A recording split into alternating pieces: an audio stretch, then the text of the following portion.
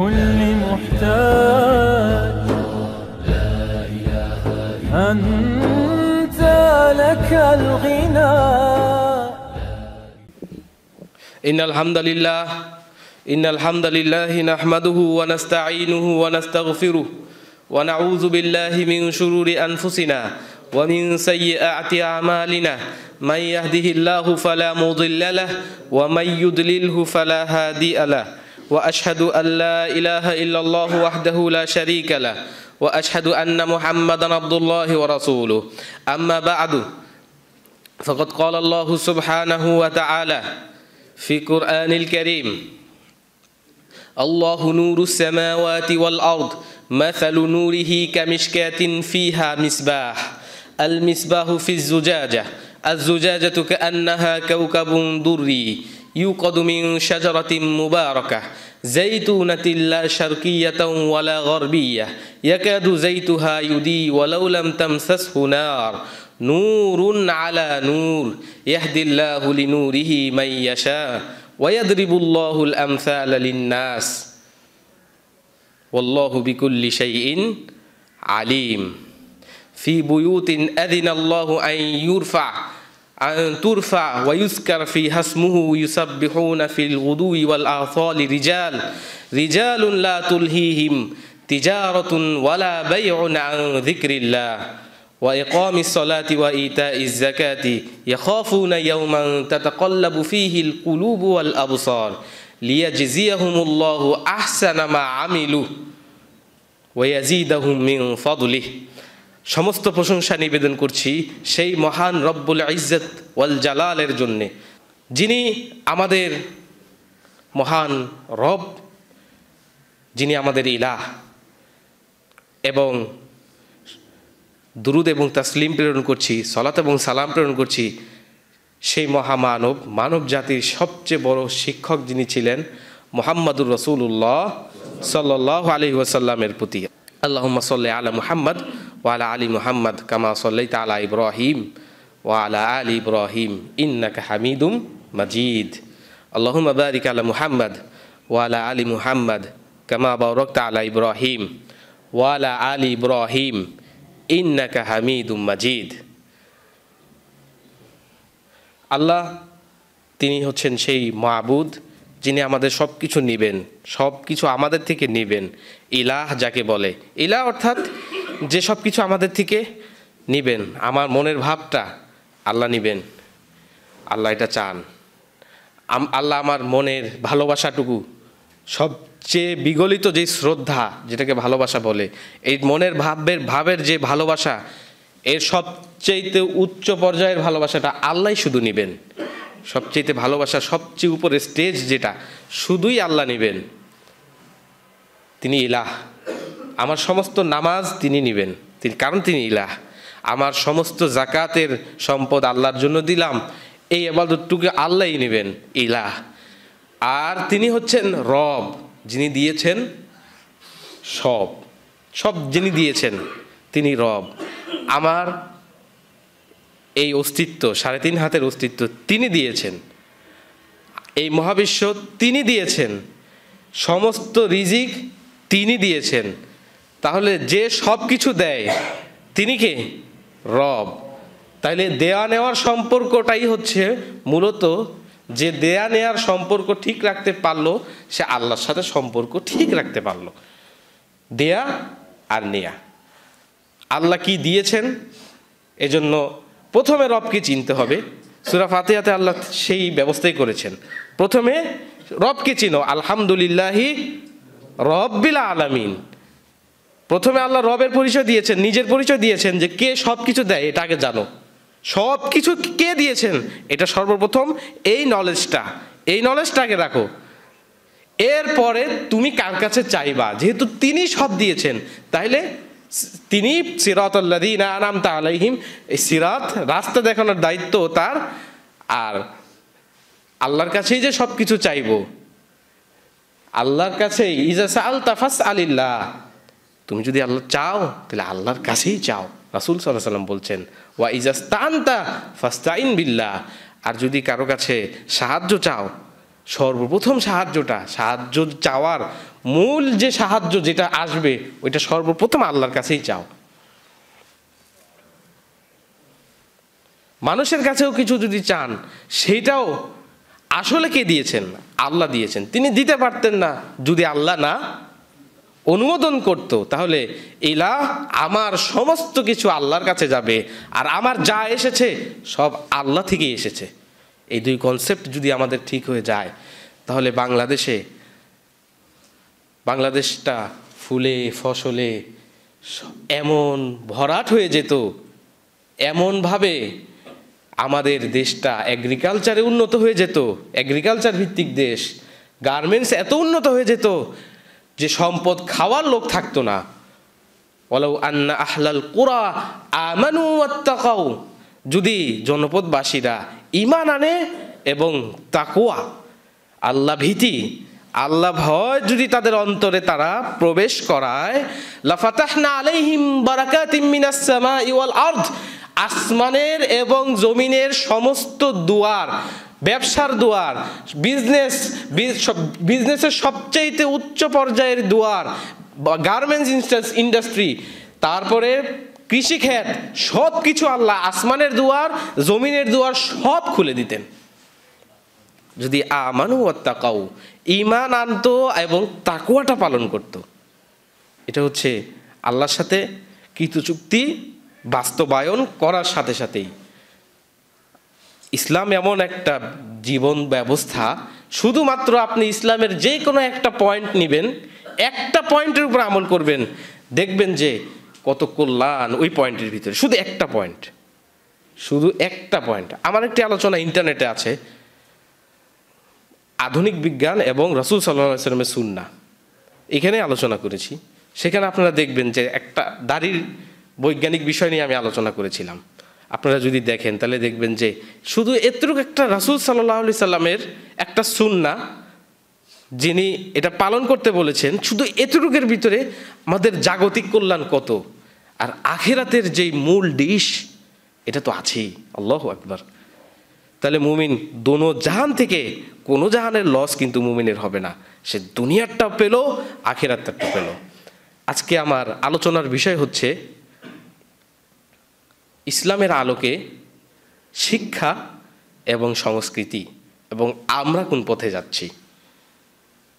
আমরা হয়তো ভাবছি যে আমাদের শিক্ষা খুবই উন্নত, আমরা আজকে বিশ্বের শ্রেষ্ঠ ডক্টরেট আমরাই, বিশ্বের সবচেয়ে উন্নত শিক্ষা ব্যবস্থা, সবচেয়ে উন্নত লার্নিং পদ্ধতি মনে হয় আমাদের। পাশ্চাত্য বিশ্ব হয়তো বা এরকমই ভাবছে, এবং তাদের যারা অনুকরণ করছেন তারা হয়তো বা এরকমই ভাবছে যে এখন যেটা সবচেয়ে লেটেস্ট শিক্ষা ব্যবস্থা নিয়ে এসেছে পাশ্চাত্য বিশ্ব, এটাই মনে হয় সবচেয়ে পারফেক্ট। আর সংস্কৃতি সাইডটা আমরা মনে করছি যে তাদের থেকে ঘুরে আমাদের কাছে যে সংস্কৃতি এসেছে, মনে হয় এই সংস্কৃতিটা সবচেয়ে ভালো, সবচেয়ে সুন্দর, সবচেয়ে স্মার্ট হওয়ার, সবচেয়ে কালচার্ড হওয়ার সিস্টেমটা মনে হয় এটাই। এজন্য মুসলিমরা আমরা অনেক পিছিয়ে গিয়েছি। আমাদের পিছিয়ে যাওয়ার অন্যতম কারণের মধ্যে এই কারণগুলি মুখ্য কারণ যে আমরা পরের ধনের উপরে লোভ করছি। অন্যের ধন, অন্যের মাল, তার উপরে আমার লোভ। নিজেরটা, নিজে যে 7 রাজার ধন নিয়ে সে জন্মগ্রহণ করেছে তার সেটা জ্ঞান নেই। এক সন্তান, সে রাজার বাড়িতেই জন্মগ্রহণ করেছে, জন্মগ্রহণ করার পর থেকেই সে সোনার চামচে খায়, সে সিলভারের সমস্ত ডিশ ব্যবহার করে, এইভাবে সে বড় হয়েছে। হঠাৎ তার যৌবন আসার পরে সে একদিন দেখলো তার বাবার প্রাসাদের বাইরে কে একজন মাটির ঘরে বসে মাটির জিনিসপত্রের সাথে কাদা লাগিয়ে সে খাচ্ছে। তখন সে বলল, আহা, এটা কত সুন্দর, কাদা মাখা জিনিস। কিন্তু সে যে 7 রাজার ধন হীরার বাড়িতে থাকে, সে এই যে অভ্যস্ত হয়ে গিয়েছে যে সে, তার আর ব্রেনে এটা খেয়াল নাই, তার ব্রেনে এটার যে চিন্তা যে আমি এত ইম্পর্টেন্ট একটা পার্সন, আমি আমি সোনার চামচে খাই, সেটা সে ভুলে গিয়েছে। একইভাবে মুসলিমরাও, আমরাও আজকে ভুলে গিয়েছি যে আমরা যে সোনালি চামচে ডেইলি খাচ্ছি কোরআন সুন্নার রুহানি খাদ্য। খাদ্য দুই প্রকার, একটা হচ্ছে আপেল, কমলা, নাশপাতি, ভাত, ডাল, এটা খেলে পেট ভরবে, মস্তিষ্ক চালু থাকবে। আর আরেকটা হচ্ছে রূহ, যে রূহ আমাকে দিয়েছে, আলা বিযিক্রিল্লাহি তাতমাইন্নুল কুলুব, আলা বিযিক্রিল্লাহ। এটা এই আয়াতটা গ্রামাটিক্যাল ব্যাখ্যা করার সময় নাই, কিন্তু এতটুকু অর্থ এইভাবে আমরা করতে পারি, আলা বিযিক্রিল্লাহি, শুধুমাত্রই, কেবলমাত্রই, এছাড়া অন্য কোনো পয়েন্টই না, শুধুমাত্রই আল্লাহর জিকির দ্বারা, আল্লাহর স্মরণ দ্বারাই অন্তর প্রশান্তি পায়, আর অন্য কিছুতে না। তাহলে এটা আমাদের সংস্কৃতি। তাহলে আমরা শিক্ষা এবং সংস্কৃতির পয়েন্টে আসার আগে আমাদেরকে যেই জিনিসটা কনফার্ম করতে হবে সেটা হচ্ছে যে এই শিক্ষা এবং সংস্কৃতিকে নিয়ন্ত্রণ করার মতো এই আলো কি আমাদের কাছে আছে কি না। আলো লাগবে, নূর, লাইট। যেমন আপনারা জানেন যে আলো ছাড়া যতই ভিডিও আমরা করি, শুটিং করি, ওটা অন্ধকার অন্ধকার লাগে। আলো, এই যে দেখেন এখানে আলো ব্যবহার করছে যাতে অন্ধকার থেকে দূরে থাকা যায়। আমরা জানি ইসলাম পুরোটাই একটা আলো, রশ্মি। এটা পুরোটাই এমন রশ্মি যেই আলো যেখানে যাবে এমন আলো দিবে, মানব জাতিকে এমন লাইটেড করবে যে এই লাইট দ্বারা সারা বিশ্বকে আমরা আলোকিত করতে পারবো, হেদায়েতের আলো। এজন্য কোরআনে সমস্ত জায়গায় ওয়া আমিনু বিনুরিল্লাযী আনজালনা, এবং ঈমান আনো যেই নূর আমি নাজিল করেছি। আল্লাহ যেই কোরআনকে আল্লাহ বলতেছেন এই নূরকে, নূরের উপর ঈমান আনো। এই কোরআনকে আল্লাহ কি বলতেছেন? নূর। রাসূল সাল্লাল্লাহু আলাইহি সাল্লামকে বলতেছেন নূর, ওয়া সিরাজাম মুনীরা। নূর, রাসূল সাল্লাল্লাহু আলাইহি সাল্লাম যে মেসেজ নিয়ে এসেছেন সেই মেসেজের বার্তাবাহক হয়ে তিনি একজন নূর। তার মানে এই না যে তিনি নূরের তৈরি, তিনি মাটির তৈরি একজন মানুষ। মাটির তৈরি হওয়ার মধ্যেই সফলতা আছে। মাটির তৈরি যদি না হতেন তাহলে আমরা সবাই বলতাম যে নূরের তৈরি উনি নবী, আমরা তো মাটির তৈরি, তাহলে আমরা নূরের তৈরি নবীকে কিভাবে মানব? সম্ভব না। তাই নবী আপনি নামাজ পড়েন, এত নামাজ তো আমরা যেহেতু মাটির তৈরি আমরা পড়ছে। এজন্য নবী কমপ্লিট বাশার, মানুষের সমস্ত গুণ তার ভিতরে। কোরআন সুন্নাহর আলোকে এই আলোচনা হয়তো আরেকদিন আমরা করব। তো নবীকে এখানে নূর বলা হচ্ছে, আল্লাহর কোরআনকে কি বলা হচ্ছে? নূর।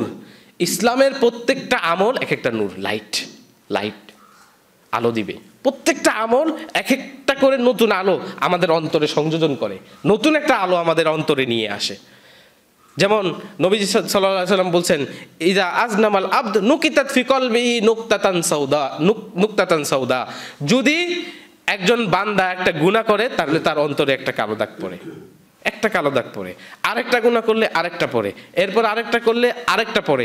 এভাবে তার অন্তর কালো হয়ে এমন হয়ে যায় যে তখন আর এই অন্তরের ভিতরে কোনো নূর থাকে না, আলো থাকে না। এই আলো আবার আনতে চাইলে কি করতে হবে? একটা ভালো আমল করতে হবে, ইস্তেগফার, ফিরে আসতে হবে, তাহলে নুকতাতান বাইদা, সাদা একটা নুকতা পড়বে। এই যে অন্তর, কিং অফ অল অর্গানস, সমস্ত অর্গান, সমস্ত শারীরিক যত যা আছে সব কিছুর রাজাধীরাজ এই অন্তর। এই অন্তরের ভিতরে নূর থাকে, এই অন্তরের ভিতরে আলো থাকে।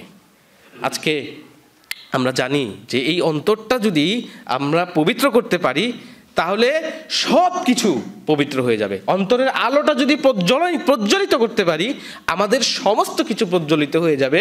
রাসূল সাল্লাল্লাহু আলাইহি সাল্লাম বলছেন, ইজা সলুহাল জাসাদু কুল্লু ওয়া ইজা ফাসাদাল জাসাদু কুল্লু। যদি এটার অন্তরের নূরটা যদি পরিচ্ছন্ন হয়ে যায়, অন্তর নূরাময় হয়ে যায়, নূরানি হয়ে যায়, তাহলে সলুহাত জাসাদু কুল্লু, তাহলে তার পুরো শরীর, তার পুরো বডি ঠিক আছে, পারফেক্ট আছে। ওয়া ইজা ফাসাদাল জাসাদু কুল্লু। আর যদি এটার অন্তরের নূর, যে অন্তরের জ্যোতির্ময়তা এটা চলে যায়, তাহলে ফাসাদাত জাসাদু কুল্লু, পুরো জাসাদ, পুরো অন্তর তার মৃত। অন্তরও মৃত, সারা শরীরও মৃত। আমরা জানি হার্ট মৃত থাকলে একটা মানুষ মৃত। হার্ট যদি জীবিত থাকে, যত স্ট্রং হার্ট থাকবে সে অতই সবল, কারণ তার সারা দেহে ব্লাড পাম্পিং করার জন্য যে অর্গান আল্লাহ দিয়েছেন সেই অর্গানের নাম কি? আল কলব। এই হার্টের ভিতরে আল্লাহ এমন করেছেন, এই হার্টের একটা স্পেশাল ইন্টেলিজেন্স আছে। ব্রেনের কোনো কাজ ব্যতীতই সে ইন্টেলিজেন্টলি ওয়ার্ক করতে পারে। কারণ ব্রেনের ওয়ার্কেরও আগে বিজ্ঞানীরা দেখছেন যে মাতৃগর্ভের ভিতরে ব্রেনের ওয়ার্কেরও আগে হার্ট তার নিজস্ব ইন্টেলিজেন্স দ্বারা সে ব্লাড পাম্পিং করা শুরু করে দেয়। আল্লাহু আকবার। ওয়া আমাল কুলুবুল্লাতি ফিস সুদূর, অন্ধ হয় তাদের সেই হৃদয়, ফিস সুদূর, যেটা তাদের অন্তরে, যেটা তাদের বক্ষের ভিতরে, এইটা অন্ধ হয়। তাহলে এখানেই সমস্ত ইন্টেলিজেন্সের স্টার্টটা এখানে হয়। এই যে বলি না আমরা অন্তর দিয়ে বুঝছি ভাই, মানে কি? যে হ্যাঁ আমার অন্তর এটা গ্রহণ করেছে। এখানে বিজ্ঞানীরা বলছেন 40,000 নিউরন, ব্রেনে যেরকম নিউরন আছে 40,000 নিউরন এই হার্টের ভিতরে আছে। এই হার্ট দিয়ে আমরা বুঝি। এখন এই হার্টের নূর আমাদের সর্বপ্রথম লাগবে।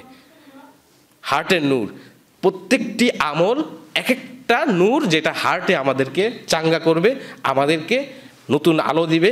ওই আলোতে আমরা চলবো। যেমন সালাত, ফজর সালাত পড়লে আপনি চার্জ থাকবেন, আপনার নুরানি থাকবে আপনার হার্ট আপ টু জোহর। এই নূর আবার রিনিউ করার জন্য, রিফিল করার জন্য আবার আপনাকে জোহরে আসতে হবে।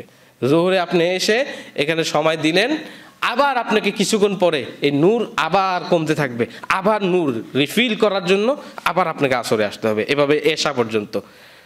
আর সবচেয়ে নুরানি হলো সে যে অন্ধকারে কোনো আলো নেই, সে শুধু তার নিজের আলো জ্বালিয়ে রাত্রেবেলায় কুমিল্লাইল্লা ইল্লা কলিলা, তুমি রাত্রের অল্প কিছু অংশ আল্লাহর সামনে দাঁড়িয়ে যাও, তখন সারা পৃথিবীর সমস্ত আলো বন্ধ, তুমি সেই সময় তোমার নিজের আলো জ্বালাও আল্লাহর সাথে। কোরআন রাতে নাজিল হয়েছে অন্ধকারের সময় নূর দেওয়ার জন্য। আলো কোরআন হচ্ছে আলো, অন্ধকারের সময় নূর দিবে। আল্লাহ কোরআনকে রাত্রে নাজিল করেছেন রাত্রে বুঝার জন্য, কারণ এই নূর বুঝার জন্য অন্য কোনো আলো লাগে না। নবীজি সাল্লাল্লাহু আলাইহি সাল্লাম রাত্রে যখন তাহাজ্জুদ পড়তেন, কিয়ামুল লাইল করতেন, সারা রাত 3 ঘন্টা 4 ঘন্টা 5 ঘন্টা তিনি একাধারে দাঁড়িয়ে আছেন। তার পা ফুলে ফেপে এরকম যখন হয়ে যেত, পানি জমে যেত, তার স্ত্রীরা জিজ্ঞেস করতেন, আল্লাহ রাসূল আপনি কেন এত কষ্ট করতেছেন? আপনার সামনের পিছনের সমস্ত গুনাহ মাফ। তখন তিনি বলতেন যে আমি কি আল্লাহর শুকরগুজার বান্দা হব না? আমি কি এই যে নূর, এটা একটা নূর। রাসূল সাল্লাল্লাহু আলাইহি সাল্লাম বলেছেন আস-সালাতু নূর। আল্লাহু আকবার। নামাজ হচ্ছে নূর, এই যে আলো। আপনি যত বেশি নামাজ পড়বেন অতই বেশি আপনি নূর আপনার ভিতরে ঢুকালেন, অতই বেশি লাইট আপনি নিলেন। এরপরে বলছেন আসবরু দিয়া, আর সবর করা, ধৈর্য ধারণ করা, এটা হচ্ছে দিয়া, প্রজ্বলিত আলো। ও সদাকাতু বুরহান, নবীজি বলছেন সদাকা হচ্ছে বুরহান, দলিল। আল্লাহু আকবার। সালাত যদি নূর হয় আর সবর যদি এটা মানুষকে প্রজ্বলিত আলো দেখায়, আমি কিভাবে সবর করছি, সবরটা মানুষ দেখে একজনের সবর থেকে আরেকজন শিখে। এই সবরটা যদি আমি যে করছি এটা প্রজ্বলিত আলো, আর আমি যে সদাকাটা দিলাম, সদাকা পৃথিবীর বাহ্য কেউ দেখে নাই, কিন্তু সদাকা হচ্ছে বুরহান, দলিল। এই দলিল দিয়ে আপনি কিয়ামতের দিন আল্লাহকে দেখাবেন যে আমি আল্লাহ গোপনে একজনকে দান করেছিলাম। এই দলিল দিয়ে আপনি জান্নাতে যাবেন। সদাকা তো বুরহান, সদাকা হচ্ছে বুরহান, দলিল। তো ইসলামের প্রত্যেকটা দলিলও একটা নূর, একটা লাইট। আমরা বলি না যে এই বিষয়ে আপনি আলোকপাত করুন, অর্থাৎ এই বিষয়টির মধ্যে আমি অন্ধকারে আছি, আপনি আলোকপাত করুন। অর্থাৎ আলো মানে হচ্ছে এখানে জ্ঞান। কি করেন? এখানে জ্ঞান ঢালেন। জ্ঞান ঢালা মানে হচ্ছে এই জিনিসটা আমি কি করলাম, জেনে গেলাম। অর্থাৎ একটা জিনিস আমি জানা ছিল না আমার, সেটা আমি জানা মানে হচ্ছে আমি আলো অর্জন করলাম, আমি নূর অর্জন করলাম। আল কোরআনে অনেক জায়গায় আল্লাহ নূর ব্যবহার করেছেন, কিন্তু কোনো জায়গায় আল্লাহ আনোয়ার ব্যবহার করেননি। নূরের বহু বচন আল্লাহ কোনো জায়গায় ব্যবহার করেননি। কারণ আল্লাহর কাছে, রাসূলের কাছে নূর একটাই, আলো একটাই, দ্বিতীয় কোনো আলো নাই। সেটা হচ্ছে নূরুল্লাহ, আল্লাহর নূর, আল্লাহর হেদায়েতের নূর, আল্লাহর জ্ঞানের নূর। রাসূল সাল্লাল্লাহু আলাইহি সাল্লামের ভিতরে যে নূর আল্লাহ দিয়েছেন সেই নূর। আর কোনো নূরের কথা কোরআনে আসেনি, আনোয়ার নাই কোরআনে। কিন্তু জুলুমাত আছে, অনেক অন্ধকার, অনেক অন্ধকার। অন্ধকারের বহুবচন ঠিকই আছে, কিন্তু কি নাই? নূর, আলোর বহুবচন নাই। কারণ আলো কয়টা? সিঙ্গেল আলো, একটা আলো। আলোর কোনো দ্বিতীয় কোনো পয়েন্ট নাই। যেমন আপনি এখান থেকে একটা লাইট মারবেন, ওই দেয়ালে গিয়ে পৌঁছবে। সবচেয়ে শর্টেস্ট যে পথ, সেই পথ দিয়ে আলোটা এগিয়ে যাবে। এবং এ থেকে বি পয়েন্টের মধ্যে সবচেয়ে শর্টেস্ট পথে যদি আলোটা যায়, তাহলে ওখানে কয়টা পথ হবে? একটা পথ হবে। আলো কোনো 10টা পথে যায় না। আপনি একটা আলোর রে মেরেছেন, এই আলোর রে একটা পথেই আগাবে এবং তার ডেস্টিনেশন যে পর্যন্ত সেই পর্যন্তই যাবে। তাহলে আমি বান্দা, এখানে আমি বান্দা রিদওয়ান ফেরদৌস, আর 7 মহাকাশের উপরে যিনি আল্লাহ, এত উপরে থাকার পরেও যিনি আমার সবচাইতে কাছে, আমার আর তার মধ্যে পয়েন্ট কয়টা? নূরের পয়েন্ট কয়টা? একটাই। তাহলে এই নূর আমাদের লাগবে। আল্লাহ বলছেন মাসালু নূরিহি কামিশকাত। এই আয়াতের ব্যাখ্যা আজকে কিছু দূর করব, কিন্তু পুরোটা করতে পারবো না। নূরের আলোচনায় অনেক সময় আমরা ব্যয় করেছি, আরেকটু করব। আল্লাহু নূরুস সামাওয়াতি ওয়াল আরদ। আল্লাহ হচ্ছে আসমান এবং জমিনের নূর। যখন আমরা বলি জাইদুন কাল আসাদ, জাইদুন হচ্ছে আসাদের মতো, অর্থাৎ সিংহের মতো, ফি শুজাআতি, সাহসিকতার দিক থেকে, তখন আমরা জাইদুন কাল আসাদ, জাইদুন সিংহের মতো এভাবে বলছি। আর আমি যদি বলি জাইদুন আসাদ, জাইদ হচ্ছে সিংহ, তাহলে এই যে মিসালটা আমি দিলাম, উদাহরণটা দিলাম, আরো শক্ত হলো। কারণ আমি এখানে মতটা সরিয়ে দিয়ে বলেছি। কারণ জাইদ এতই সাহসী যে তাকে সরাসরি আমি সিংহের সাথে তুলনা করলাম। তাহলে এখানে বালাগার নিয়ম অনুযায়ী আল্লাহু নূরুস সামাওয়াতি ওয়াল আরদ, আল্লাহ হচ্ছে আসমান জমিনের কাছে, নূরুস সামাওয়াতি ওয়াল আরদ, আসমান জমিনের কাছে উনি সবচেয়ে প্রজ্বলিত নূর, আল্লাহ সুবহানাহু ওয়া তাআলা। এখানে কোনো মত আল্লাহ ব্যবহার করেন নাই, সরাসরি বলেছেন আল্লাহই আসমান জমিনের নূর। এইভাবে আল্লাহ বলেছেন যে আল্লাহই যেন আসমান জমিনের নূর। তো আল্লাহ বলছেন মাসালু নূরিহি কামিশকাতিন ফিহা মিসবাহ। মাসালু নূরিহি, তার নূরের এক্সাম্পল হচ্ছে মাসালু নূরিহি কামিশকাতিন ফিহা মিসবাহ, তার নূরের এক্সাম্পল হচ্ছে একটা মিশকাত। আমরা পূর্বের দিনে লাইট রাখার জন্য দেয়ালের ভিতরে কিছু জায়গা খনন করা থাকতো না, মসজিদের এই যে এই সাইনটার মতো, এরকম কিছু দূরে এরকম থাকে। অথবা আমরা ভাবতে পারি যে একটা গাড়ির হেডলাইট, ওইটার ভিতরে যে আলোটা থাকে। তো আল্লাহ বলছেন যে তার নূরের উদাহরণ হচ্ছে একটা মিশকাত আছে এরকম খনন করা, চেরাগদানি। তো এই চেরাগদানির ভিতরে মিশকাত ফিহা মিসবাহ, এই মিশকাতের ভিতরে হচ্ছে আলোটা রাখা। অর্থাৎ এই যে এইভাবে যে অ্যাঙ্গেলটা করা হলো যাতে আলোটা সব দিকে কি করে, ছড়ায়। এর ভিতরে হচ্ছে মৌলিক যে আলোটা, আর এই আলোর যে সোর্স আল মিসবাহু ফি জুজাজা, এই মিসবাহটা হচ্ছে একটা কাচের ভিতরে। আলোটা আমরা যে বাল্ব দেখি 80 ওয়াটের যে 90 ওয়াটের যে বাল্বগুলি, এরকম আলো দেয়, এই রঙের আলো দেয়, ইয়েলো কালারের আলো দেয়। ওইটা দেখেন না, একটা টাংস্টেন থাকে, ওইটা আমরা ধরলাম ওইটার ভিতরেরটা হচ্ছে আলো, আর ওর বাইরেরটা হচ্ছে জুজাজা, কাচ। ওই আলোটা হচ্ছে কাচ দ্বারা ঘেরা। ফিহা মিসবাহ, আল মিসবাহু ফি জুজাজা, মিসবাহ আলোটা হচ্ছে এই কাচের ভিতরে। আর জুজাজাতু কান্নাহা কাউকাবুন দুররি, আর জুজাজা এই কাচটা এত সুন্দর, এত রিফাইন্ড একটা কাচ, এত সুন্দর, কান্নাহা কাউকাবুন, এটা একটা তারার মতো লাগতেছে। মানে কোনো আলো ছাড়াই এই কাচটাই মনে হচ্ছে যে একটা তারা, এত সুন্দর চকচক করতেছে এই কাচটা। ফি জুজাজা আজ জুজাজা তু কান্নাহা কাউকাবুন, তারার মতো দুররি ইউকাদু মিন শাজারাতিন মুবারাকা। এখন এই আলোটা কোন ফুয়েল দিয়ে আল্লাহ জ্বালাবেন এটা বলছেন। ইউকাদু মিন শাজারাতিন মুবারাকা, এমন এক মোবারক গাছ দ্বারা এই ফুয়েল আল্লাহ দিবেন। জাইতুনাতিন লা শারকিয়াতিন ওয়ালা গারবিয়া, সেটা আল্লাহ এই নূরটাকে জ্বালাবেন হচ্ছে জাইতুন তেল দিয়ে। আল্লাহু আকবার, পৃথিবীর সর্বশ্রেষ্ঠ তেল।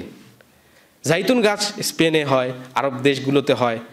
আল্লাহ বলছেন লা শারকিয়াতিন ওয়ালা গরবিয়া, এটা না ইস্টার্ন নর ওয়েস্টার্ন, এটা এদিকেরও না ওদিকেরও না, অর্থাৎ এই যে মাঝামাঝি যে জাইতুন পৃথিবীর মধ্য অঞ্চলে যে রেখেছেন, এর কারণে জাইতুন গাছগুলি সূর্যের দুই পাশের আলো পায়। সকালে যখন আলো দেয় সে তার ডান দিক থেকে পায়, যখন বিকালে দেয় তার বাম দিক থেকে, দুই দিক থেকে সে আলো গ্রহণ করে। It is baked always by the sun, সব সময় সে সূর্যের আলো পাচ্ছে। আল্লাহু আকবার। তো বলতেছে শারকিও না গরবিও না, নাইদার ইস্টার্ন নর ওয়েস্টার্ন, এটা একেবারে, এটার ব্যাখ্যা হচ্ছে আল উলুইয়া, আল্লাহর পক্ষ থেকে একেবারে সামাউইয়া, আসমানি গাছ। এটা সব দিকের আলো সে পাচ্ছে, সব দিকের বেনিফিট তার ভিতরে আছে, কোনো ডানমুখীও না, কোনো কি বামমুখীও না। তো এই গাছের তেল দ্বারা আল্লাহ এটাকে, এই আলোকে জ্বালাবেন, এই গাছের মোবারক গাছের তেল দ্বারা। জাইতুনাতিন লা শারকিয়াতিউ ওয়ালা গরবিয়া ইয়াকাদু জাইতুহা ইউদি ওয়ালাউ লাম তামসাসহু নার ইয়াকাদু জাইতুহা ইউদি। আর এই আগুনটা মনে হচ্ছে যে যেন এত চকচকে যেই তেলটা, এই তেলটা এত চকচকে, এরকম ক্রিস্টাল ক্লিয়ার তেল যেন আগুন এখনো ধরতে পারেনি কিন্তু সে জ্বলা আরম্ভ করেছে। আল্লাহু আকবার। এইরকম তেল, এত পিউরিফাইড তেল, আগুন ধরতে পারিনি। যেমন সিএনজি স্টেশনগুলোতে লেখা থাকে যে এখানে স্মোকিং নিষিদ্ধ, কারণ কি ওখানে ভোজ্য পদার্থ আছে। চট করে আপনার যে স্মোকটা যদি মানে তেল বা গ্যাস এটার সাথে কোনো মতে কাছাকাছি সংযুক্ত হতে পারে, তেল আগিয়ে আসবে স্মোকের দিকে। মনে হয় যে তেল এভাবে জাম্প করে। অনেক সময় আপনারা দেখবেন যে আগুন যখন কেরোসিনের উপরে যখন এক সাইডে আগুন লাগিয়ে দেওয়া হয়, তখন মনে হয় কি যে তেল আর আগুন একজন আরেকজনের দিকে ধেয়ে আসছে, যেন তারা যে কি পেয়ে গিয়েছে, এত শান্তি এত আনন্দ যে দুইজনের দিকে আগিয়ে আসছে। আল্লাহ বলছে তেলটা এত পিউরিফাইড যে আগুন দেওয়াও লাগে নাই, তার আগেই মনে হয় জ্বলে যাচ্ছে। আল্লাহু আকবার। লা শারকিয়াতিন ওয়ালা গরবিয়া ইয়াকাদু জাইতুহা ইউদি ওয়ালাউ লাম তামসাসহু নার। এইবার এটার ব্যাখ্যা করতে হবে যে আল্লাহ কোনটা দিয়ে কি বুঝালেন। আল্লাহ বলেন মাসালু নূরিহি ফি কুলুবিল মুমিনিন, আল্লাহ মুমিনদের অন্তরে আল্লাহর নূরটা কেমন এটা শুনো। এই ব্যাখ্যাগুলি সাহাবীরা করেছেন যে এইখানে কাজ কোনটাকে বোঝাচ্ছে, এটা সবগুলো হলো এক্সাম্পল। অনেক কঠিন একটা জিনিস বোঝানোর জন্য আল্লাহ এক্সাম্পল নিয়ে এসেছেন। আল্লাহ বলছেন মাসালু নূরিহি ফি কুলুবিল মুমিনিন, মুমিনের অন্তরে আল্লাহর নূরটা কেমন এটা জানো। আল্লাহ রাসূল সাল্লাল্লাহু আলাইহি সাল্লাম বলছেন আল মাউলুদ ইদা উলিদা, যখন একটা শিশু জন্ম নেয় তখন তার অন্তরে যে রূহ ফুঁকে দেওয়া হয়, 40 দিনের মাথায় যে রূহ ফুঁকে দেওয়া হয়, এই যে রূহ ফুঁকে দেওয়ার সাথে সাথে তার ভিতরে একটা ফিতরাত চলে আসে, অর্থাৎ সহজাত প্রবৃত্তি। ওইটা একটা নূর। ওইটা কি হাদিসের ভাষায় একটা নূর, একটা ছোট্ট আলো। এই আলোটা দিয়ে দেওয়া হয়েছে। এই ফিতরা হচ্ছে প্রত্যেক মানুষের ভিতরেই থাকে। কুল্লু মাউলুদিন ইউলাদু আলাল ফিতরা, প্রত্যেক মাউলুদ, প্রত্যেক নবজাতক শিশু সে ফিতরার উপরে কি করে, জন্মগ্রহণ করে। ফাআবাওয়াহু ইউহাউইদানিহি আও ইউনাসসিরানিহি, তার বাবা, হ্যাঁ, তার ফ্যামিলি তার সমাজ তাকে হয় ইহুদি বানায়, নালে নাসারা বানায়। যদি তাকে এই নূরের উপরে ছেড়ে দেওয়া হতো তাহলে সে বড় নূরটা গ্রহণ করতে পারত। এই ছোট নূরটা, আল্লাহর কোরআনের বড় নূরটা গ্রহণ করতে পারত, কিন্তু তার বাবাদের কারণে, তার সমাজের কারণে সে পারে না। তাহলে এই অন্তরের নূর প্রত্যেক মানুষের অন্তরের ভিতরে দেওয়া আছে কিনা জন্মের সাথে সাথে, 40 দিনের মাথায় আছে। এই রূহটা ফুঁকে দেওয়ার সাথে সাথে এই নূরটা চলে আসছে। তো আল্লাহ বলছেন যে এই নূরের এক্সাম্পল হচ্ছে যে প্রত্যেক মুমিনের অন্তরটা এইরকম। যে মিশকাতের কথা বললাম, আমাদের এই পাজর, এই পুরো চেস্টটা যদি আমরা দেখি তাহলে এটা কি এরকম একটা মিশকাত না? এরকম ঠিক একটা মিশকাত, যেন এটার ভিতরে একটা আপনি বাতি রাখতে পারবেন, একটা কাঁচ রাখতে পারবেন। কি কাঁচ? কাঁচটা কি? হার্ট, কল্ব। এই কল্বটা কত সুন্দর! কল্বটা এত পরিষ্কার, এত স্বচ্ছ, যেন এটা কিসের মতো? কিসের মতো বলেছিলাম? তারার মতো। তারার মতো এত সুন্দর এই কাঁচটা।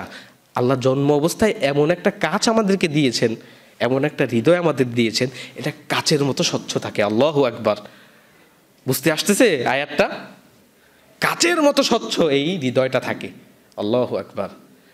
এই জন্যই তো রাসূল সাল্লাল্লাহু আলাইহি ওয়াসাল্লাম একটু আগে হাদিস বলেছি না, যে বান্দা যখন পাপ করে তখন একটা কালো দাগ তার অন্তরে পড়ে। এই যে কাঁচটা, এটা যদি পরিষ্কার না করেন আস্তে আস্তে ময়লা পড়বে না? কিন্তু আল্লাহ এই কাঁচ আমাদেরকে, ময়লা কাঁচ আল্লাহ আমাদেরকে দেননি। আল্লাহ পরিষ্কার একটা হার্ট দিয়েছেন। এইবার ওই হার্টের ভিতরে আগেই কিছু নূর ছিল, বলেছি কিনা? জন্মের সাথে সাথে কিছু নূর আল্লাহ দিয়ে দিয়েছেন, ভালো মন্দ বুঝার টুকটাক ছোট। এবার আল্লাহ ফুল নূর লাগানোর, সংযুক্ত করার, কানেকশন দেওয়ার নতুন নূর আল্লাহর পক্ষ থেকে আসবে। ওইটা কি? জাইতুন তেল দ্বারা, জাইতুন গাছের জাইতুন তেল দিয়ে আল্লাহ সেই নূরটা জ্বালাবেন। তাহলে এই গাছের, এই আল্লাহর যে হেদায়েত, এই গাছের সাথে এই জাইতুন তেলের সাথে কিসের তুলনা? আল্লাহর হেদায়েতের তুলনা, আল্লাহর নূরের তুলনা, রাসূলের নূরের তুলনা, ঠিক কিনা? কোরআনের নূরের তুলনা। তাহলে এই জাইতুন তেল, এই জাইতুন গাছের বর্ণনা কি দিলাম? নাইদার ইস্টার্ন নর ওয়েস্টার্ন। এটা এদিকেরও না ওদিকেরও না, এটা কোন জায়গার? আসমানি। আসমানি সেই হেদায়েত আল্লাহর পক্ষ থেকে আসবে। এবং হেদায়েতটা কত স্বচ্ছ! আমরা বলেছি জাইতুন তেল যেরকম স্বচ্ছ, পৃথিবীর শ্রেষ্ঠ তেল, যেটা রাসূল সাল্লাল্লাহু আলাইহি ওয়াসাল্লাম খেতে বলছেন, রাসূল সাল্লাল্লাহু আলাইহি ওয়াসাল্লাম নিজে গায়ে মাখতেন। এটার মধ্যে এটা আদ্যপান্ত বারাকা জাইতুন তেল, যার ভিতরে কোনো কোলেস্টেরল নেই, শুধু গুণ আর গুণ। এইটার সাথে তুলনা দিচ্ছেন আসমানি ওয়াহির, আসমানি আলোর। আল্লাহু আকবার। আর আমার ভিতরে যখন এই আলোটা, আমার ছোট আলোটা, এই আলোটা জ্বালানো হচ্ছে না, বাহিরের আলোটা জ্বালানো হচ্ছে না, কিন্তু বাহিরের তেলটা যেন এই আলোটাকে এইভাবে টান দিয়ে ছুঁয়ে দিতে চাচ্ছে, যেন দুই মানে স্বামী আর স্ত্রীর মধ্যে মহামিলন যেন হচ্ছে, এইরকম সুন্দর। আল্লাহু আকবার। আমার অন্তরের আলো, বাহিরের যে আলো, এই আলোটাকে একটা আরেকটাকে এইভাবে টানছে, যেন একজন আরেকজনের কত পরম বন্ধু। তাহলে আমাকে বুঝতে হবে আল্লাহ আমাকে যে ফিতরাতের উপরে সৃষ্টি করেছে, আর কোরআন যেটা দিচ্ছে, আসমানি ওহী যেটা দিচ্ছে, এর মধ্যে কোনো পার্থক্য নেই। যদি কোনো মানুষ মনে করে যে কোরআন যেটা দিচ্ছে মানুষের প্রবৃত্তি তার বিরুদ্ধে যায়, যদি মনে করে যে হিজাব এটা কোরআন দিয়েছে কিন্তু এটা আমার প্রবৃত্তির সাথে যাচ্ছে না, আমার স্টাইলের সাথে যাচ্ছে না, আমার অন্তরের সাথে যাচ্ছে না, বুঝতে হবে যে তার অন্তরের যে নূরটা আল্লাহ জন্মের পরে দিয়েছিলেন, ওই নূরটা মারা গিয়েছে, নাই। তো এই যে আল্লাহ বলছেন ইয়াকাদু যাইতুহা ইউদি ওয়ালাউ লাম তামসাসহু নার, এই যে প্রজ্বলিত সুন্দর, এখনো আগুন ধরতে পারছে না, কিন্তু এই জাইতুন তেল মনে হয় যেন প্রজ্বলিত আগুন লেগে যাবে। হ্যাঁ, তারপরে আল্লাহ ওয়ালাউ লাম তামসাসহু নার, এখনো জয়েন হয় নাই, ওহির সাথে এই আলো জয়েন হয় নাই, কিন্তু এই ফিতরাতটা আমাকে টানছে ওহির দিকে। তারপর আল্লাহ বলছেন যখনই লেগে গেল, আল্লাহ সাথে সাথে বলছেন নূরুন আলা নূর, বাহিরের আলো ভিতরের আলো, এই দুটা মিলে কি হলো? নূরুন আলা নূর। আল্লাহু আকবার। লাইট আপন লাইট, আলোর উপরে আলো। আল্লাহু আকবার, আল্লাহু আকবার। নূরুন আলা নূর, অর্থাৎ ভিতরের আলো বাহিরের আলো এখন একসাথে হয়ে গিয়েছে। আল্লাহু আকবার। কি কোরআন, কি এক্সাম্পল! আল্লাহ এত সুন্দর এক্সাম্পল, কত সাবলীল ভাষায় দিলেন আল্লাহর গুণই এটা, ওয়ায়াদরিবুল্লাহু আমসালাল লিন্নাস। এবং এইভাবেই আল্লাহ মানুষের জন্য এক্সাম্পল দেন, এইভাবেই মানুষের জন্য উদাহরণ দেন। কেন দেন? আল্লাহু বিকুল্লি শাইইন আলিম, কারণ সে সর্ববিষয়ে জ্ঞান রাখেন, এই কারণে তিনি দিতে পেরেছেন। কোনো পৃথিবীর কোনো মানুষ এত সুন্দর একটা কনসেপ্টকে কোনোদিনও এক্সাম্পল দ্বারা নিয়ে আসতে পারতেন না, যেটা আল্লাহ পেরেছেন। ইসলামের টিচিংসটা কত সাবলীল, কত সুন্দর, অনেক কঠিন একটা কনসেপ্টকে খুব ইজিলি আপনাকে বুঝিয়ে দিবে। তাহলে আমাদের নূরের আলোচনা আজকে আমরা করলাম প্রথম অংশ। এরপরে এই নূরটা কিভাবে আমরা আমাদের শিক্ষা ব্যবস্থায় এবং আমাদের সংস্কৃতিতে লাগাবো, এই দুইটা আলোচনা আমি করব। সেটা খুব ছোট আলোচনা। সেটা হচ্ছে যে আমরা আজকে আমাদের যে শিক্ষা ব্যবস্থা, এই শিক্ষা ব্যবস্থায় এই দুই নূরের সংযোগ আমরা করছি কিনা, আর আমাদের সংস্কৃতিতে এই দুই নূরের সংযোগ আমরা করছি কিনা। যেমন শিক্ষা এমন এক জিনিস, আল্লাহ বলছেন ওয়া আল্লামা আদামাল আসমাআ কুল্লাহা, আল্লাহ আদমকে সমস্ত জিনিসের নাম শিক্ষা দিয়ে দিয়েছিলেন। সমস্ত জিনিসের নাম পৃথিবীতে আসার আগে সমস্ত জিনিসের নাম আল্লাহ শিক্ষা দিয়ে দিয়েছিলেন। তাহলে আমরা আজকে যখন দেখব, তখন একটা জিনিসই আমাদের চোখে পড়বে, যে শিক্ষাগত যে যোগ্যতার ভিতরে সবচেয়ে বড় যোগ্যতা হচ্ছে প্রত্যেকটা ডেফিনেশন যার মাথায় থাকে। অর্থাৎ একজন ডাক্তার, সে যদি সমস্ত ডেফিনেশন তার মাথায় যদি না থাকে, তাহলে সে চিকিৎসা করার সময় একটা রোগ দেখবে, কিন্তু রোগটা কি সে শনাক্ত করতে পারবে না। তো প্রত্যেক জিনিসই আসলে, আমি একটা অর্থ বললাম, তার জন্য একটা শব্দ থাকে না, শব্দ থাকে। তো এই শব্দর এইটার যে কনসাইজ ফর্ম, সেটাই কি ডিকশনারি। অর্থাৎ আমরা যে একটা শব্দ বললাম, তার একটা অর্থ থাকে না। তাহলে আপনি যদি সব বিদ্যাকে, পৃথিবীর সমস্ত বিদ্যাকে একসাথে করে আনেন, সবগুলিরই একটা বড় অর্থ থাকে, তার একটা ছোট কি থাকে, ইসম থাকে, একটা নাম থাকে। এইভাবে আল্লাহ বলছেন যে সব কনসেপ্টের উপরের যে নামটা, এটা আমি আদমকে শিক্ষা দিয়েছি। আল্লাহু আকবার। সব কিছুই একটা নামের উপরে এসে পড়বে।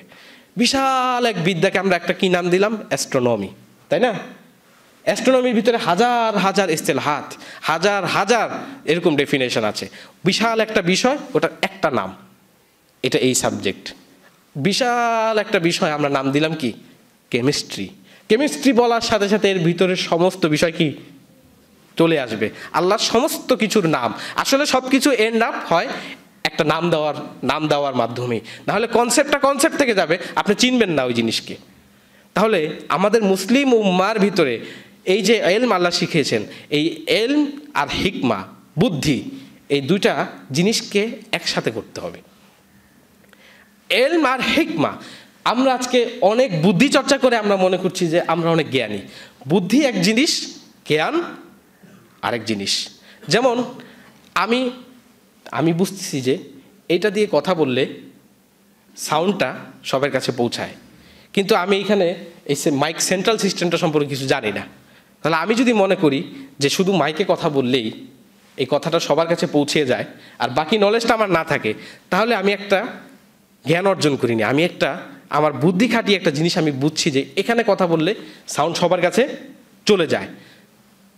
এখন আমি যদি মনে করি যে হ্যাঁ এইটাই সব, তাহলে আমি শুধু বুদ্ধির একটা সাইড অ্যাপ্লাই করেছি, আমার জ্ঞান এখনো হয়নি। এরপরে যখন আমাকে জ্ঞান দেওয়া হবে যে না, এটা ঘুরে যে যায় মাইক সেন্ট্রাল সিস্টেমেও শুধু গেলে হবে না, সারা মসজিদে মাইক লাগবে। এই মাইকগুলি তারপরে আমার এই সাউন্ডটাকে বড় করে প্রডিউস করবে, ঠিক না? এখন আমি যদি রিলেট করতে না পারি, স্থাপন করতে না পারি আমার বুদ্ধি আর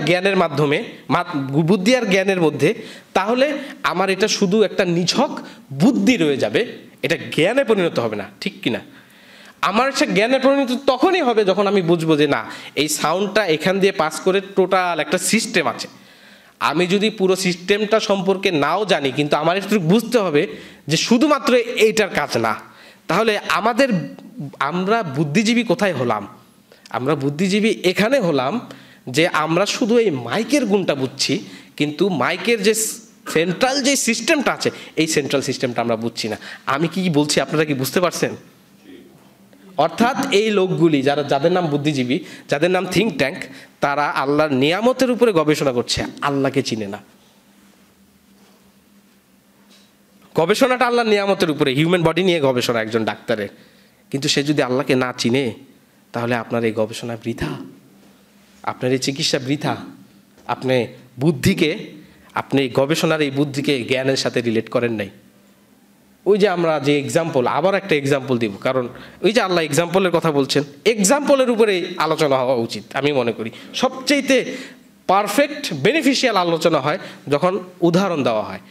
আমরা বাংলাদেশে হাতি দেখার উদাহরণ সবাই জানি। 8 জন অন্ধকে, 5 জন অন্ধকে হাতি দেখাচ্ছে, সবাই অন্ধ। একজন হাতিটা সামনে রাখা, বললো যে হাতিটা দেখো। তখন গেল, একজন হাতির পা ধরছে, পা ধরে বলছে হ্যাঁ হাতি একরকম। আরেকজন সুর ধরছে, বলছে হ্যাঁ হাতি এটা বুঝছি। আরেকজন গিয়ে হাতির দাঁত ধরছে। এখন তাদের থেকে রিপোর্ট না হলে বলো তো হাতি কেমন? বলতেছে হাতি তো খাম্বার মতো। ওই বেচারা আসলে হাতির পা ধরছে, হাতির খাম্বার মতো। এরপরে একজন বলতেছে যে হাতি তো তলোয়ারের মতো। কি বলো তুমি? তুমি খাম্বার মতো বলতেছে, হাতি তলোয়ারের মতো কেন? সে না, আমি এই যে ধরছি হাতির দাঁত, দাঁতটা সে তলোয়ার মনে করতেছে। আরেকজন বলতেছে কি বলো, আর হাতি হলো পাইপের মতো। সে আসলে হাতির সুর ধরছে। এখন আমাদের বুদ্ধিজীবীরা, কেউ পাইপ বুদ্ধিজীবী, কেউ এই খাম্বা বুদ্ধিজীবী, আর কেউ এই তলোয়ার বুদ্ধিজীবী। এক একজন এক একটা নিয়ে আছে, কিন্তু গোটা হাতিকে যে কানেক্ট করে, এটা যে একটা হাতি, একটা বস্তু, কমপ্লিট কম্প্রিহেন্সিভ হাতি, এইটা কেউই এখন পর্যন্ত চোখে দিয়ে দেখতে পারতেছে না। কারণ তার অন্তরের ভিতরে যে নূর, ওইটা উল্টা চর্চা, উল্টা বিজ্ঞান চর্চা করতে করতে ওইটা মারা গেছে। কোরআনের নূর কিভাবে নিবে? কোরআনের নূর নিলে, এই দুই নূরকে সংযুক্ত করলে আপনি তখন কম্প্রিহেন্সিভ হাতিটা দেখতে পারতেন, ঠিক কিনা? অর্থাৎ চোখের নূর যার নাই, সে আসলে কিন্তু হাতিটা দেখতে পারলো না। এই যে সহজ এক্সাম্পল দিলাম, এতে আপনারা সবাই বুঝে গিয়েছেন যে আমরা যারা দিন বাদ দিয়ে শুধুমাত্র এমন পড়াশোনা করছি যেটা আখেরাতে কাজে লাগবে না, যদি না এটাকে দিনের সাথে সম্পর্কিত না করি, তাহলে এই পড়াশোনার শেষ ফলটা কি হবে জানেন? কিয়ামতের দিন আপনাকে এই জ্ঞানের জন্য জাহান্নামে যেতে হবে। রাসূল সাল্লাল্লাহু আলাইহি ওয়াসাল্লাম বলেছেন, যে জ্ঞান অর্জন করলো আল্লাহর সন্তুষ্টি ছাড়া শুধু দুনিয়া অর্জনের জন্য জ্ঞান অর্জন করলে তাকে জাহান্নামে যেতে হবে। তাহলে আমাদের জ্ঞানগত সংস্কৃতি কি হবে? জ্ঞানগত সংস্কৃতি হবে এই দুই নূরের সংযুক্তিকরণ। সেটা হচ্ছে আমাদের ব্রেনের right side and left side. আমাদের ব্রেনের দুইটা হেমিস্ফিয়ার, ডান এবং বাম, এই দুই সাইডকে একই সাথে কাজে লাগাতে হবে। আমাদের ব্রেনের বাম সাইড যেরকম লজিক্যাল, অঙ্ক বুঝে, বিজ্ঞান বুঝে, ভূগোল বুঝে, সমস্ত ইন্টেলেকচুয়াল সাইড হচ্ছে বামে, আর ডানটা বুঝে হচ্ছে ক্রিয়েটিভ জিনিস, ইমোশনাল সমস্ত বিষয়, আধ্যাত্মিক সমস্ত বিষয় আমাদের ব্রেনের ডানে। আজকে সারা বিশ্ব বাম হয়েছে কেন? কারণ তারা শুধু ব্রেনের বাম সাইডকে কালচার করছে। আসহাবু শিমাল, বামওয়ালা বলে কোরআন কি বলছে? এরা হচ্ছে বামওয়ালা, যারা শুধু ব্রেনের বাম সাইডকে কাজে লাগায়, ডান সাইডকে ভুলে গিয়েছে।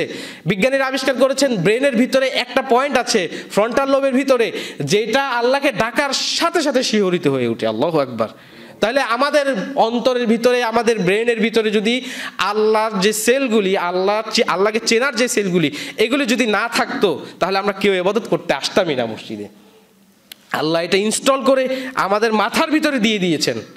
তাহলে আমরা ডানওয়ালাও হব না। এডুকেশনের ক্ষেত্রে, শিক্ষার ক্ষেত্রে আমরা দুই নূরকে সংযুক্ত করব। সেটা হচ্ছে অন্তরের নূর, কোরআনের নূর। আপনি অতিমাত্রায় যদি বিজ্ঞান চর্চা করেন, আপনার ইমোশন ছাড়া, ইমোশনাল না, আপনি শুধুমাত্র যৌক্তিক, তাহলে সব কিছুর ভিতরে আপনি সন্দেহ খুঁজবেন, সব কিছুর ভিতরে সন্দেহ খুঁজে আপনি নাস্তিক হয়ে যাবেন। আর যদি আপনি বিজ্ঞানের জ্ঞানকে কোরআনের সাথে সংযুক্ত করেন, তাহলে আপনি একজন আস্তিক, একজন সঠিক ইমানদার হবেন। আমি ইঞ্জিনিয়ার হব, আল্লাহওয়ালা ইঞ্জিনিয়ার হব, ঠিক কিনা? আমি ডাক্তার হব, আল্লাহওয়ালা ডাক্তার হব। আমি একজন ব্যবসায়ী হব, আল্লাহওয়ালা ব্যবসায়ী হব। আপনি যখনই ব্রেনের ডান সাইডটাকে, ব্রেনের যে ধর্মীয় সাইডটাকে, ইসলামিক সাইডটাকে যেটা আল্লাহ দিয়েছেন, এইটাকে যেই মুহূর্তে বাদ দিলেন, সেই মুহূর্তে আপনার ব্রেনের বাম সাইড কালচারের কারণে আপনি একজন বামপন্থী লোক হয়ে যাবেন। এই যে বামপন্থী আমরা বলি, ডানপন্থী বামপন্থী, এই ডানপন্থী আর বামপন্থী এখনো না আমরা বুঝলাম যে আসলে সে তো শুধুমাত্র এই বাম সাইডের কালচার করছে। সম্পদ সে অর্জন করছে কিন্তু বিনিয়োগ করছে না। সে খালি সম্পদ অর্জন করে আর ব্যাংকে ঢুকায়, রেখে দিচ্ছে। সে কোনো সম্পদকে বিনিয়োগ করে না। তার যে সম্পদ মৃত্যুর পরে শেষ হয়ে যাবে, কোনো কাজে আসবে না। একইভাবে আমরাও জ্ঞান অর্জন করছি, জ্ঞানকে বিনিয়োগ করতে পারবো না যদি আমরা ডান আর বাম এই দুটাকে একসাথে না করি। কোরআনের জ্ঞান এবং কি এবং বিজ্ঞান বলেন, সায়েন্স বলেন, তারপরে কেমিস্ট্রি বলেন, বায়োলজি বলেন, ম্যাথস বলেন, ফিজিক্স বলেন, সব কিছুকে এক লাইনে আনতে হবে। কোনটা প্রথমে আসবে? ডান আগে আসবে। ডান আগে আসে না বাম আগে আসে? ডান আগে আসে। এই যে দেখেন ব্রেনের চর্চা আল্লাহ কিভাবে শিখাচ্ছেন, ডান আর বামের এই দুই সাইডের ব্রেনের চর্চা আল্লাহ কিভাবে শিখাচ্ছেন, রাসূল কিভাবে শিখাচ্ছেন দেখুন। আপনি যখন খাবার নিবেন তখন কোন হাত দিয়ে নেবেন? ডান হাত দিয়ে নেবেন। বাম হাত দিয়ে খাওয়া কি নিষিদ্ধ। এবার আপনি বাথরুমে চলে যান, রাসূল সাল্লাল্লাহু আলাইহি ওয়াসাল্লাম নিষেধ করেছেন কোন হাত ব্যবহার করতে? ডান হাত ব্যবহার করতে। আপনি কি কোন হাত ব্যবহার করবেন? বাম হাত। তাহলে ব্রেন আমাদের বডির যে অর্ধেক অংশের বাম অংশ কোন কোন মস্তিষ্কের কোন সাইড দ্বারা পরিচালিত হয়? ডান সাইড দ্বারা।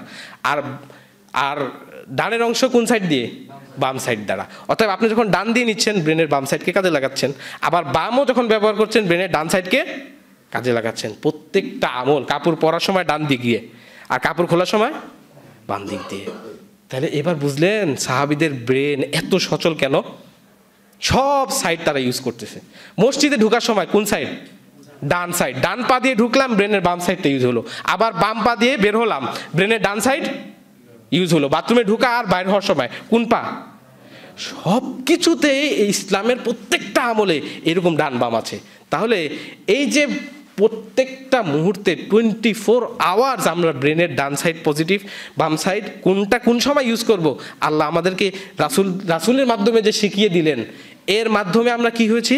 ওয়াকাযালিকা জাআলনাকুম উম্মাতাও ওয়াসাতা, তোমাদেরকে আমরা বানিয়েছি উম্মাতা ওয়াসত, মিডিল মোস্ট নেশন, একেবারে মাঝামাঝি, না ডান না বাম। সূরা ফাতিহার মধ্যে আল্লাহ এই ডান বামে শিক্ষা দিয়েছেন। অনেক আলোচনা আমরা ইনশাআল্লাহ আরও আলোচনা করব ইনশাআল্লাহ নামাজের পরে। আপনারা যদি ধৈর্যশীল থাকেন তাহলে দ্বিতীয় যেই পয়েন্টটা সেটা হচ্ছে সংস্কৃতি। আমরা সংস্কৃতিতে কিভাবে এই দুই নূরকে হারালাম নামাজের পরে ইনশাআল্লাহ আমরা আলোচনা করব। যেটা বলছিলাম যে তাহলে আমাদেরকে শিক্ষা ব্যবস্থাটা নিতে হবে সর্বপ্রথম কার থেকে? আল্লাহর থেকে নিতে হবে। আল্লাহর শিক্ষা ব্যবস্থাটা যদি আমরা নেই তাহলে সারা বিশ্বের মানুষগুলি খুব সুখে শান্তিতে থাকতে পারবে। আমরা আজকে অনেকেই ভবিষ্যৎ পরিকল্পনা দেখায় যে Bangladesh will be like Singapore, Bangladesh will be like থাইল্যান্ডের মতো হবে বা সিঙ্গাপুরের মতো হবে বাংলাদেশ। আপনি বলেন একটা মানুষের ভিতরে যে রোডস অ্যান্ড হাইওয়েজের সচিব বা যে রোডস অ্যান্ড হাইওয়েজের কাজ করছে তার ভিতরে যদি নৈতিকতা না থাকে তাহলে কোনোদিন রাস্তাটা সিঙ্গাপুরের রাস্তার মতো হবে? অসম্ভব ভাই। আর মুসলমান দেশে নৈতিকতা না থাকলে আল্লাহর যে আযাব, লাস্ট খুতবাতে আলোচনা করেছি, এই আযাব চলাকালীন আপনি কিছু করতে পারবেন না। অতএব শিক্ষার একটা পয়েন্ট হবে, সবচেয়ে বড় পয়েন্ট হবে নৈতিকতা। আজকে যারা বই টাইপ করেছে তারাও এতটুকু মনোযোগ দেয় নাই, এতটুকু কনসেন্ট্রেশন দেয় নাই টাইপ করার সময় যে সে কী লিখতেছে। ভুলভাল ছাপিয়ে সারা দেশের বই ভরে ফেলেছে। বইয়ের ভিতরে এমন কথা যেগুলো উচ্চারণ করা যায় না। ইন্নালিল্লাহ। এটা আমাদের শিক্ষা ব্যবস্থা এরকম হবে কেন? আমরা কারো বিরুদ্ধে বলছি না, আমরা এটা বলছি যে সরকার তারা আমাদের বন্ধু। কারণ সরকার আমাদেরই অংশ, আমাদের বাইরের কেউ না, আমাদেরই ভাই তারা। আমাদের মধ্যে থেকে যারা যোগ্য তারাই সরকারে গিয়েছে, তাদেরকে আমরা বলবো যে সবচাইতে বেস্ট শিক্ষা ব্যবস্থাটা জনগণকে নিয়ে, শিক্ষিত লোকদেরকে নিয়ে আপনারা তৈরি করুন। তাহলে এই জাতি নূর পাবে, হেদায়েত পাবে, আলো পাবে। একটা শিক্ষা ব্যবস্থার ভিতরে যদি নৈতিক শিক্ষাকে বাদ দিয়ে দেওয়া হয় তাহলে সমস্ত ছেলেপেলেরা শিখবে শুধু টাকা। আমি একটা রুগী পেলাম, ভাবলাম যে 40,000 টাকা পেলাম, এইভাবে ভাববে না। আজকে সারা বিশ্বের উন্নত দেশগুলো সবাই বলছে যে সিজার, মহিলারা যে সিজার করে এটা তাদের স্বাস্থ্যের জন্য কত খারাপ। মাত্র 1-2টা সন্তান নিতে পারে, এরপর আর নেওয়া যায় না। কিন্তু আমাদের দেশের অসৎ যে গাইনোকোলজিস্ট যারা আছে তারা কিন্তু হর হামেশা ডেলি সিজার করছে। কারণ কি? সে তার ডাক্তারি বিদ্যাকে নৈতিকতার সাথে সংযোগ করে নাই, দুই আলোকে একসাথে নিয়ে আসে নাই। আমরা দুই আলোকে একসাথে আনার তৌফিক দান করি। সালাতের পরে আলোচনা হবে, আপনারা সবাই বসবেন। আকুলু কাউলি হাযা ওয়া আস্তাগফিরুল্লাহ ওয়া লাকুম ওয়া লিসাইল মুসলিমিন ইন্নাহু হুয়াল গফুরুর রহিম।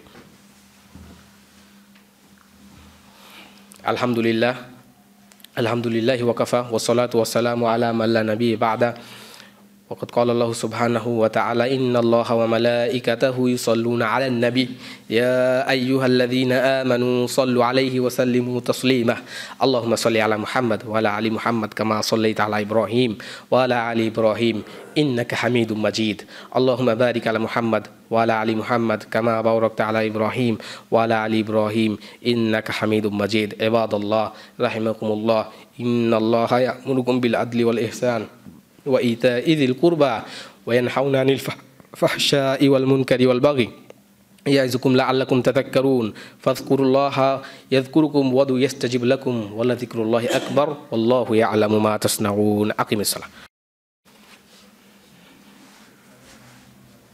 الحمد لله رب العالمين والصلاة والسلام على سيد المرسلين وعلى آله وصحبه أجمعين وبعد আমরা সালাতের পূর্বে যে আলোচনা করছিলাম সেটা হচ্ছে যে আমাদের যেই দুই নূর একটা হচ্ছে অন্তরের নূর এবং আরেকটা হচ্ছে হিদায়াতের নূর আল্লাহর কুরআনের হিদায়াতের নূর এই দুই নূরকে আমাদের জীবনে সংযোজন করতে হবে দুই নূরকে আমাদের জীবনের ভিতরে আনতে হবে এই দুই নূর দিয়ে কিভাবে আমরা শিক্ষা ব্যবস্থা এবং আমাদের সাংস্কৃতিক অঙ্গন এই দুই নূর দ্বারা সাজাবো সেই আলোচনাই আমরা পেশ করছিলাম তার ভিতরে নূরের আলোচনার পরে আমরা কিছুটা ঢুকেছিলাম হচ্ছে শিক্ষার বিষয় কথা বলার জন্যে এরপরে আমরা যাব সাংস্কৃতিক বিষয় শিক্ষা বিষয়ক যেহেতু কথা আমাদের শেষ হয়নি সে কারণে আরও কথা আমরা বলবো তো রাসূল সাল্লাল্লাহু আলাইহি সাল্লামের শিক্ষা ব্যবস্থাটা কেমন ছিল আজকে আমরা শিক্ষা ব্যবস্থাকে কিভাবে দেখি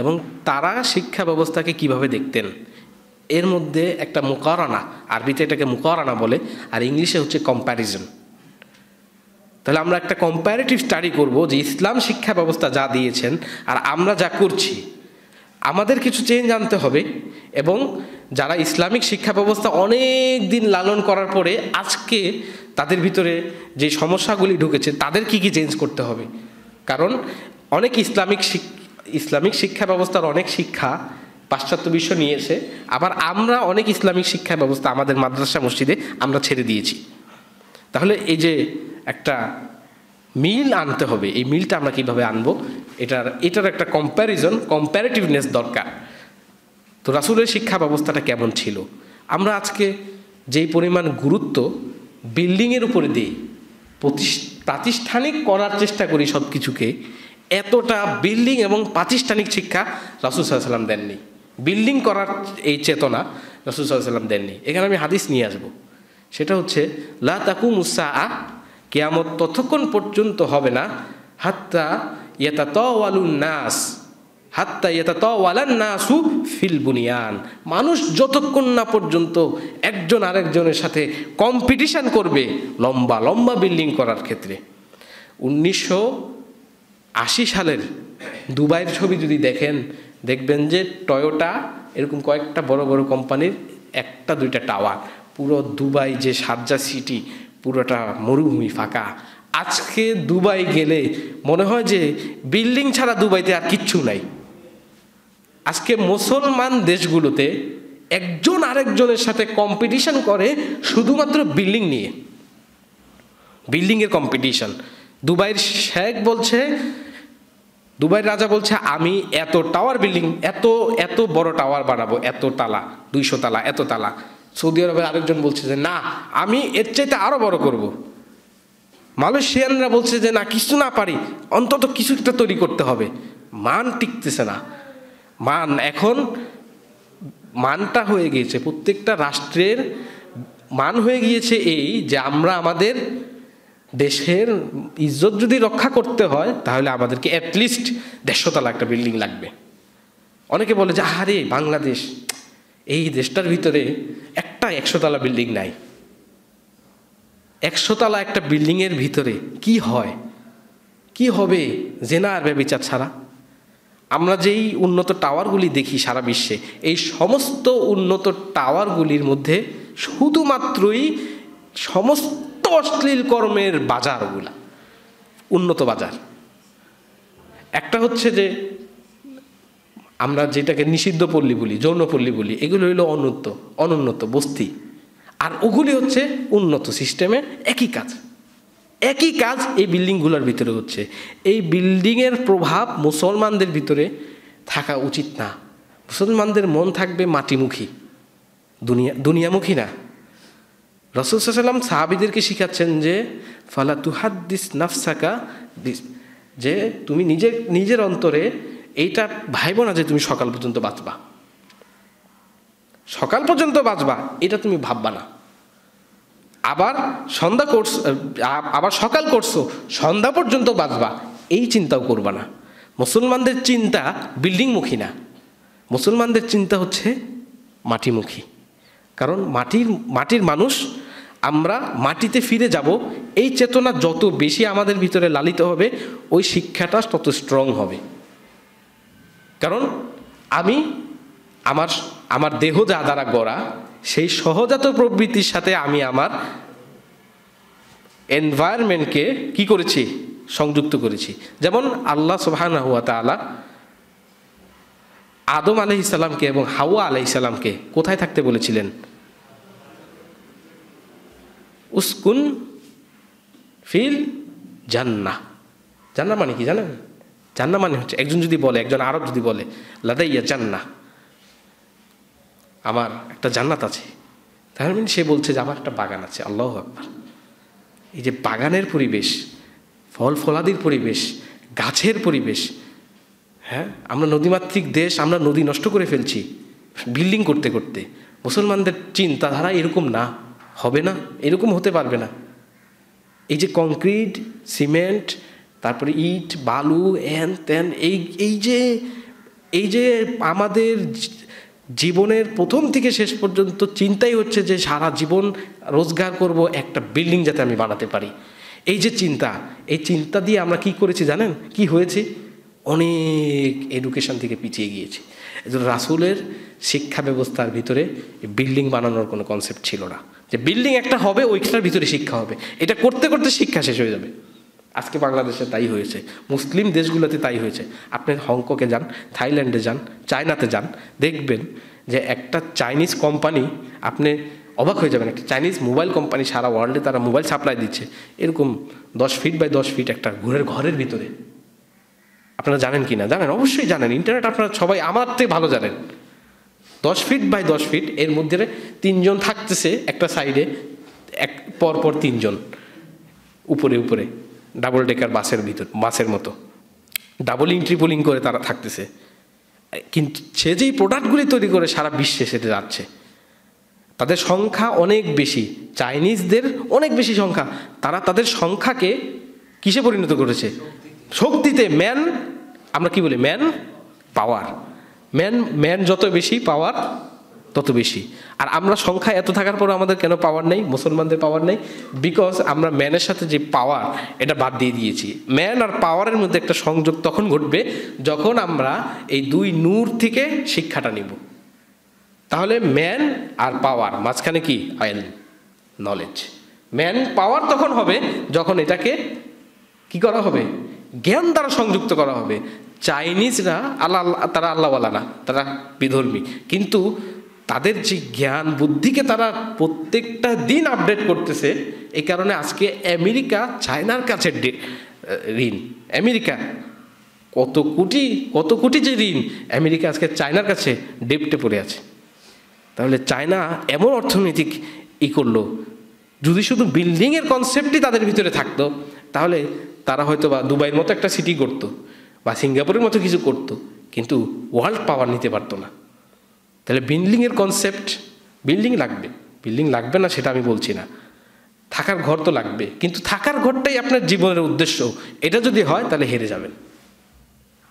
থাকার ঘরটাই আমার জীবনের উদ্দেশ্য, আমি আমার পেনশন, আমি আমার বেতন সব কিছু বিল্ডিংয়ের পিছনে খরচ করব, এটা করলে হেরে যাব।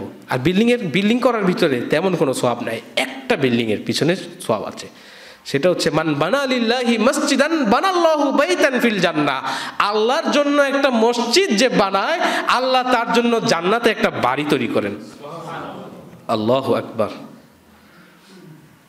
এই একটা বাড়ি বানানোর ভিতরে সওয়াব আছে।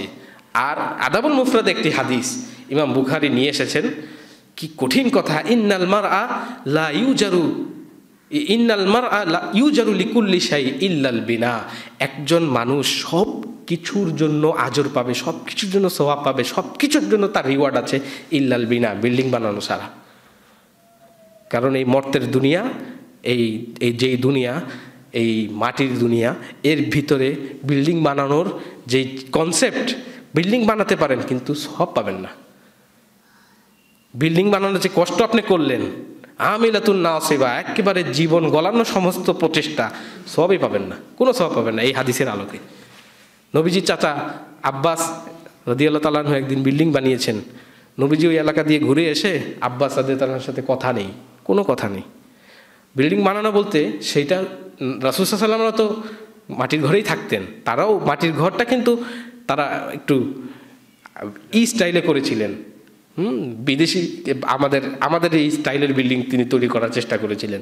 রাসূল সাল্লাল্লাহু আলাইহি ওয়াসাল্লাম এলাকা দিয়ে ঘুরে এসে তার চাচা আব্বাসের সাথে কোনো কথা নেই, সালাম দিচ্ছেন, সালামের উত্তর দিচ্ছেন না। তখন তাকে বলা হলো যে আপনার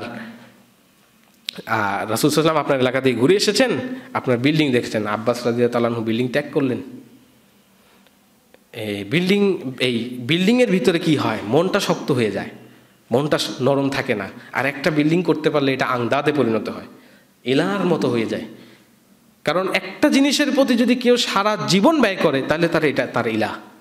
সারা জীবন যদি কেউ কোনো একটা নারীর পিছনে ব্যয় করে তাহলে সেই নারীটা তার ইলাহ। যেমন আল্লাহ কোরআনে বলছেন ওয়া ইয়াদউনা মিন দুনিহি ইল্লা ইনাসা, তারা তো শুধু নারীর পূজা করে। অধিকাংশ মূর্তির যে মণ্ডপগুলি দেখবেন, এখানে কোন মূর্তিগুলি সবচেয়ে বেশি? নারী মূর্তি। আর মক্কার কুরাইশদের ওইখানে একটা মূর্তি ছিল, ওইটার কাছে কিছু ইবাদত করলে, ওইটার কাছে কিছু চাইলে ও নড়তো ভিতর দিয়ে। পরে যখন মক্কা বিজয়ের সময় ওই মূর্তিটাকে মারা হয়, তখন দেখে যে এটা আসলে নারী জিন একটা, ওটার ভিতরে একটা নারী জিন ওইটা নাড়াইতো, করতো, ওদের ইবাদত কবুল করতো। এজন্য যারা মুশরিক তাদেরকে উদ্বুদ্ধ করে, এটা তাফসীরে বলেছে যে তাদেরকে উদ্বুদ্ধ করে নারী জিনরা, আর পুরুষ জিনরা উদ্বুদ্ধ করে নারী মুশরিকদেরকে। এই যে তারা যে আউসান, হ্যাঁ, এগুলার ইবাদত করে কি মজা পায়, নারী জিনরা, পুরুষ জিনরা তাদেরকে উদ্বুদ্ধ করে, বিভিন্ন প্ররোচনা দেয় ওই মণ্ডপগুলিতে, ওই পূজার জায়গাগুলিতে।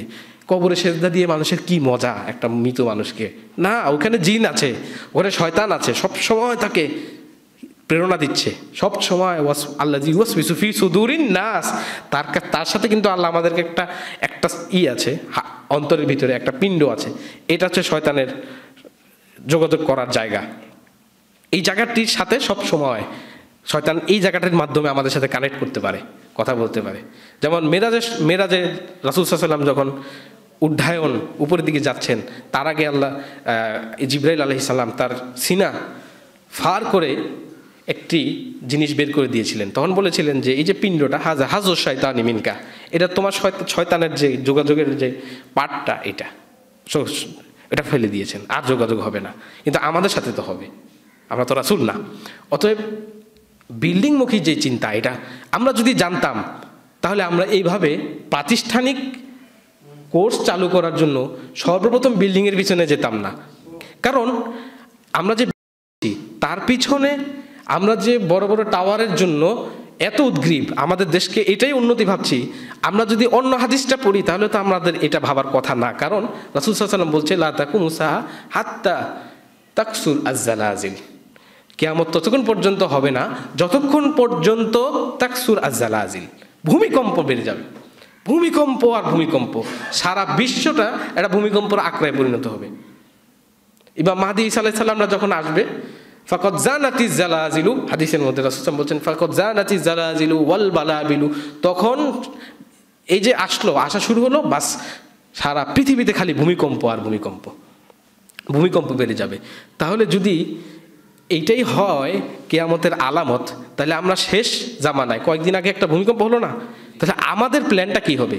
যে জাপানিজদের মতো এরকম কিসের বাড়ি, কাঠের বাড়ি আমাদের বানিয়ে থাকা উচিত, যাতে এটা ভেঙে গেলেও অন্তরে কষ্ট না আসে। বা ঢাকা শহরে যদি এরপরে নেক্সট যে ভূমিকম্পটা হবে, তাতে বলছে যে যদি বড় ভূমিকম্পটা আসে, উপমহাদেশের বিশাল এক অংশ হারিয়ে যেতে পারে। যে যারা নদী ভাঙ্গনের এলাকায় থাকে তারা কেউই কিন্তু এখানে অট্টালিকা, সুরম্য প্রাসাদ বানিয়ে থাকে। থাকে না, কারণ ও জানে যে এটা ভেঙে চলে যাবে। আর আমরা তো জানি কিয়ামতের আগে আল ফেরার ও আল ফেরার, পালাও পালাও পালাও, এখানে থাকতে পারবে না আরেক জায়গায় পালাবে, এখানে থাকতে পারবে না আরেক জায়গায় চলে যাবে, আরেক জায়গায় যেতে হবে, কোথাও শান্তি নাই, চতুর্দিকে খালি মারামারি হানাহানি মালহামা, বিশ্বযুদ্ধ চলতেছে, আপনি কোথায় থাকবেন? মালহামা বিশ্বযুদ্ধ যেটা রাসূল সাল্লাল্লাহু আলাইহি ওয়াসাল্লাম বলেছে কিয়ামতের আগে, এটা শুরু হয়ে গিয়েছে সিরিয়ার ওদিক থেকে, ইরাকের ওদিক থেকে বিশ্বযুদ্ধ। এটা সারা বিশ্বকে কাভার করবে এই যুদ্ধ, আপনি কোথাও টিকতে পারবেন না। রাসূল সাল্লাল্লাহু আলাইহি ওয়াসাল্লাম বলেছে গাজওয়াতুল হিন্দ হবে, গাজওয়াতুল হিন্দ, এই হিন্দে একটা যুদ্ধ হবে। আপনি মনে করতেছেন হিন্দে যুদ্ধ হইলে আমরা যদি ইসলামের পক্ষে না থাকি তাহলে আমরা টিকতে পারবো? আমরা সবাই মারা পড়বো। তাহলে এই যে যুদ্ধ পরিবেশে বিল্ডিংমুখী চিন্তা আমাদেরকে অনেক পিছিয়ে নিয়েছে। আমরা সর্বপ্রথম একটা প্রতিষ্ঠান খোলার আগেই আমরা মনে করি যে একটা বড় বিল্ডিং করতে হবে। একটা বিল্ডিং ছাড়া বা একটা বিশাল একটা এনভায়রনমেন্ট, একটা ক্যাম্পাস ছাড়া একটা ইউনিভার্সিটি করা যাবে না, একটা স্কুল করা যাবে না, একটা প্রতিষ্ঠান করা যাবে না, এরকম আমরা ভাবি। বা একটা ছোট্ট মার্কাজ, সেন্টার ফর লার্নিং, এটাও করা যাবে না। আমরা অনেকেই মসজিদের কোনো প্রোগ্রাম আমরা যদি থ্রো করি তাহলে তো মসজিদ এটা। কিন্তু রাসূল সাল্লাল্লাহু আলাইহি ওয়াসাল্লাম কি শিক্ষা ব্যবস্থা দিয়েছেন, এত কথা আমি বললাম এ কারণে যাতে আমাদের একটু হলেও আখিরাতের চিন্তাটা ভিতরে আসে। রাসূল সাল্লাল্লাহু আলাইহি সাল্লাম তার আজীবনের শিক্ষা তার অধিকাংশই তিনি দিয়েছেন যেই জায়গাটি, সেই জায়গাটির নাম হচ্ছে মসজিদ। এই মসজিদটা হচ্ছে সবচেয়ে বড় মুসলমানদের শিক্ষা কেন্দ্র। এই মসজিদকে আমরা এমনভাবে ক্লোজ করে দিয়েছি, শাটডাউন করে দিয়েছি যে এখানে ওই শুধুমাত্র কিছু পূজা অর্চনা যেমন তারা করে শনিবার রবিবার, হ্যাঁ, খ্রিস্টানরা একদিন, ইহুদিরা আরেক দিন, এরকম একটা পর্যায়ে আমরা বানিয়েছি। শুক্রবারে একটু জমজমাট থাকে, আলোচনা শুনে আমরা সবাই চলে যাই। না, এটা মসজিদের না, আইডিয়াল মসজিদ এটা না। আমরা যদি রাসূল সাল্লাল্লাহু আলাইহি সাল্লামের মসজিদের এনভায়রনমেন্ট সম্পর্কে চোখে দেখতাম তাহলে আজকে হয়তো বলতাম যে এটা কি মসজিদ নাকি বাজার হাট। কারণ একজন সাহাবী আসতেছে, তার সমস্যা বলতেছে, রাসূল সমাধান করতেছে। একটা দেশের সমস্ত সমাধান, প্রায় অধিকাংশ সমাধানই তিনি মসজিদে বসে করতেছেন। আল্লাহু আকবার। তাহলে মসজিদ সবচেয়ে বড় শিক্ষা কেন্দ্র। এখানে মসজিদে কোনো চেয়ার টেবিল লাগে না, কোনো এক্সপেন্স লাগে না, কোনো খরচ লাগে না। এই জায়গায় শিক্ষার মধ্যে সবচেয়ে বেশি বারাকা, সবচেয়ে বেশি রহমত পাওয়া যায়। এজন্য বললাম যে বিল্ডিংমুখী চিন্তা থেকে মসজিদমুখী চিন্তায় আসতে হবে শিক্ষা ব্যবস্থার ক্ষেত্রে। ইভেন মসজিদে শুধু যে ওয়াজ হবে, নসিহত হবে এতটুকুই না, আর সালাত হবে এতটুকু না। মসজিদে ভবিষ্যতে আমরাও চালু করবো ইনশাল্লাহ, এবং প্রত্যেক মসজিদে আপনারা এই প্ল্যানটা নেবেন। সেটা হচ্ছে যে আমাদেরকে ফ্রাইডে স্কুল চালু করা দরকার। সেটা হচ্ছে যে আমাদের যেই শিশুরা তারা স্কুলে থাকে, পড়তে পারে না, কোরআন পড়তে পারে না, হাদিস পড়তে পারে না, এদেরকে এই মসজিদে একটা টাইম আমরা দিব। প্রত্যেক শুক্রবার সকালে তারা আসবে, এখানে ইমাম থাকবে, মুয়াজ্জিন থাকবে, ওস্তাদরা থাকবে, শিক্ষকদেরকে নিয়োগ দেওয়া হবে। তারা এই যে গ্যাপটা হয়ে গিয়েছে, আমাদের সন্তানরা যে ইসলামিক নৈতিক শিক্ষাটা পাচ্ছে না, আমরা যাতে এই জায়গায় এই নৈতিক শিক্ষাটা দিতে পারি। ইভেন আমাদের সমাজে যে কোচিং ব্যবস্থাটা চালু হয়েছে, এটা বিশাল অংশে আজকে সন্তানদেরকে আসলে শিক্ষা থেকে অনেক দূরে নিয়ে যাচ্ছে। কেমন?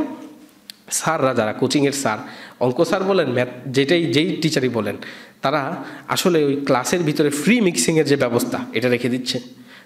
তার ফলশ্রুতিতে কি হচ্ছে, ছেলেমেয়ে একই সাথে বসে, মূলত অনেক ছেলেমেয়ে বলা যায় যে 50-60% ছেলেমেয়ে সে পাচ্ছেই শুধু যে ওর সাথে টাঙ্কি মারতে আসবে, লাইন করতে আসবে, অতএব স্যার এই ছাত্রগুলো পাচ্ছে শুধুমাত্র এই প্রেম প্রীতি ভালোবাসা, এই অশ্লীলতা করার জন্য।